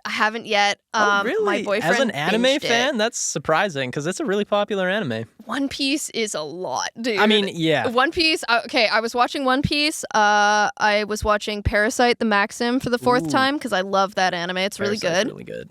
And I was also watching a really old anime called Wolf's Rain, which a lot of people probably don't remember or don't know. I think I watched that when I was like 15. Yeah, it's old, but its opener is so good. It's got such weird lore behind it, but I've been really into it. I've got 2 OVAs left of the story. I want to see if there's a manga of it, honestly, because I feel like that show did not get the airtime it should have. Like, there's so many questions left unanswered. You get to the end of one season that was produced, and you don't know what's going on. You don't know what's going to happen. There's so much left. It's like they just ran out of money and stopped producing it. There's so many shows like that, unfortunately. And like, even Netflix is a horrible offender of this. They'll release like a season of something, end it on a cliffhanger, tell everyone there's going to be a second season, and then 3 months later cancel it. Yep. There's one, I don't think it's from Netflix, but it was on Crunchyroll. It's called Miruku-chan. And she's a girl that sees ghosts. And the storyline is basically her trying to, at first, ignore them and then learning how to make peace with the fact that she sees them and can't ignore them. And then she starts actually kind of helping them by accident. She just does a few things, like nice things. And she sees that these like malevolent spirits are actually just misunderstood and upset that nobody understands them. And it's like such a good, it's sounds such a heartwarming, yeah. It's heartwarming, but then there's also like a horror aspect because the monsters are really freaky when you first see them. You're like, oh, I mean, that's God, what makes it a good social commentary. Yeah, it's really good. And like, it was made years ago, and I don't know if there's ever going to be another season. Apparently there's mangas, but I'm like, man, this is better. Like, horror is better as like an anime thing, unless it's Junji Ito. In that case, the books are better. They're way better. Have you seen No Game, No Life? I haven't yet. That's one that, like, the first season was rated so highly that the studio that did it doesn't want to do the second season, and they can't find a studio that will pick it up because no one wants to, like, fuck up the second season. That's amazing. So, like, respect, but also, like, man, like, I want second season. Oh, dude. Yeah, there's a lot of animes like that. I've watched quite a few one-offs, too, that I've been like, man, I wish there was more of this. Like, I'm trying to think. Elfen Lied was kind of one that I was really into when it first... Well, I wasn't around when it first came out. I didn't see it when it first came out. But yeah, because it was released in early 90s or late 80s or something, wasn't it? Was it? Maybe I watched like a revamped version. I think the one that I watched was from like the 2000s when I saw it. I mean, it might have been a remake, but I remember, yeah, I was really into that one, and I wish there was more to the story. Maybe but they it was also kind of wrapped it mid-2000s. up nicely, so I wasn't too mad about it. There's so many out there, so many animes. Well, and especially like they put out more like what is it like something like 30 anime a season usually come Yeah. out on Crunchyroll alone, and Yeah. like Crunchyroll doesn't have all of the anime that come out. To think of how many more there probably is in Japan that we don't get over here. Oh yeah, Jesus. It is, yeah, it would be hard to keep up to date on all of them, definitely. Oh, it's true. The reason that I brought up Demon Slayer is kind of on the topic of the dream thing. There's an episode, one of the demons that they fight, his whole thing is that he puts people to sleep, and then he can like give them whatever kind of dream to like keep them in the dream. Interesting. And while he's fighting the main character, he's putting the main character to sleep, but eventually the main character realizes that if he kills himself in the dream, it'll wake him up. But then part of the cycle is like the demon puts him to sleep so many times, he gets into this cycle of just like immediately, as soon as he falls asleep, kills himself in the dream. But then he gets to a point where he doesn't, like, he's not Realize it's sure if it's reality? reality or if he's back in a dream. So that kind of, yeah, that put that on my mind. Luckily, he had friends to save his life because everyone needs friends. Yeah. But yeah, that crazy, like, being able to realize it's a dream eventually will stop working if you go into that deep of a dreamscape, which is another cool thing about Yep. dreams. It's kind of Yep. like Inception, right? Like, I had this experience a few weeks ago that was kind of really weird where I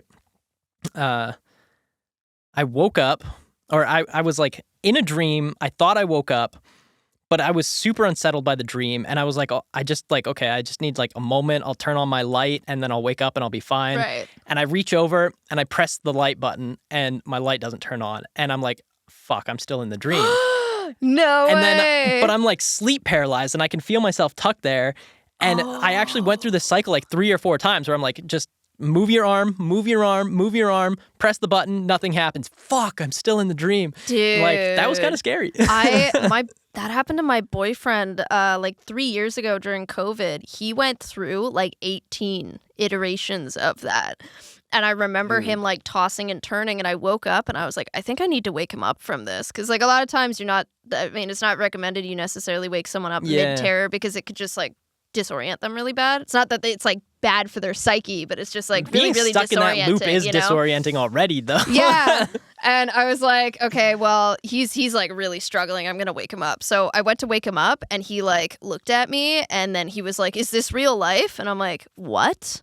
And he's like, is this real life? Am I back? I'm like, what are you talking about, dude? Like, I think you just had a nightmare. He's like, I kept having nightmares. Like, it was just every single time he would wake up in the bed in the same place that he was in the same room, but then something would slowly start to fall apart. Like, the walls would start to melt, and then my face would melt, or like, it was like a ton of that. Bad trip. Yeah, and he kept waking up in the dreams thinking he was done, and he wasn't. So when he actually finally hit reality, he was like having a panic attack. And I'm like, dude, it's okay. Like, I don't know, maybe we're in a simulation, but like, I mean, I definitely we're think okay. we are in a simulation to some degree, at least. Okay, follow me on this a little bit. Okay. So, think about the Big Bang, and Mm-hmm.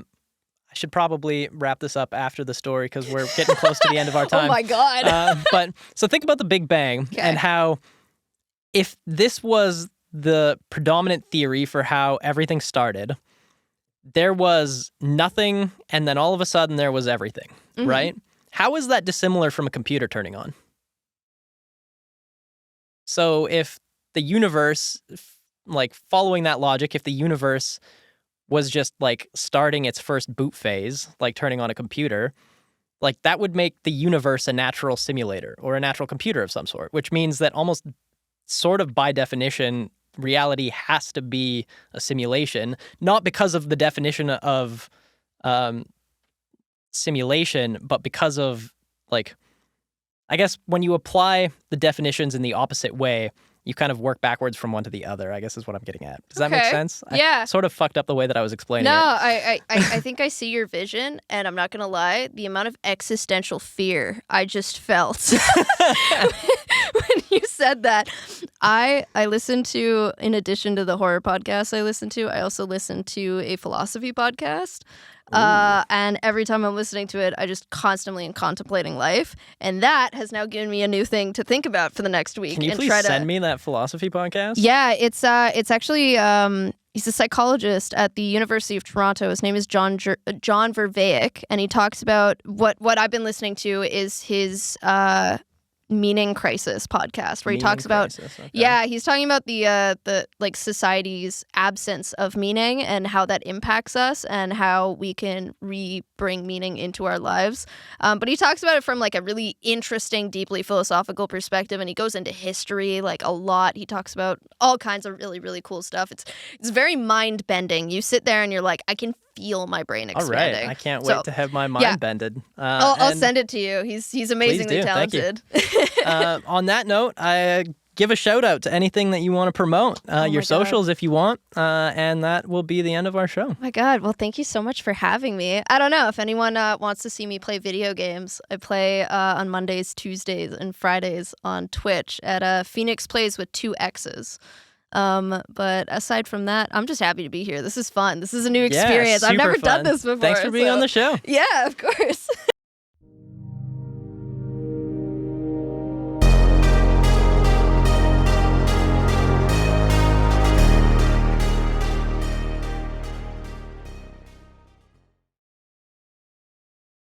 Thank you for tuning in. Check out Teyana's stream, linked below, and leave a comment to get involved. Please hit all those buttons that help us grow. And now, sit back, relax, and enjoy this session of Shevani Nall's single, Bumblebee.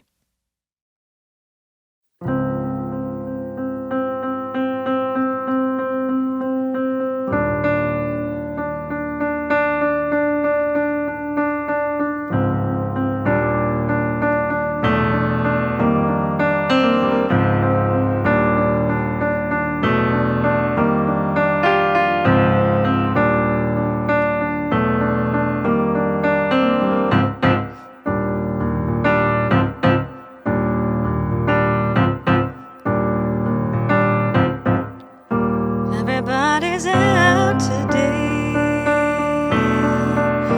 in a busy intersection. Oh, then a bee came to me, sipping and zapping, and said to me,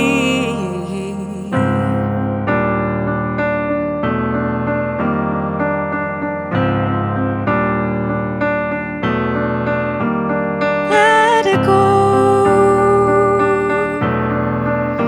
of the heaviness that you hold.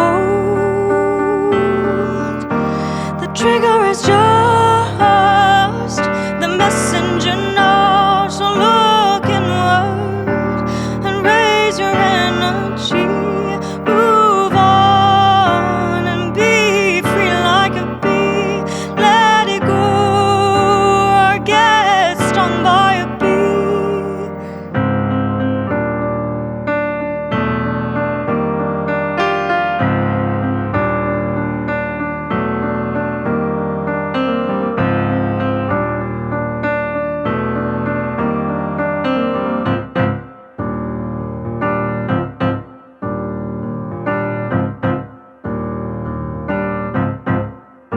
Everybody's out today.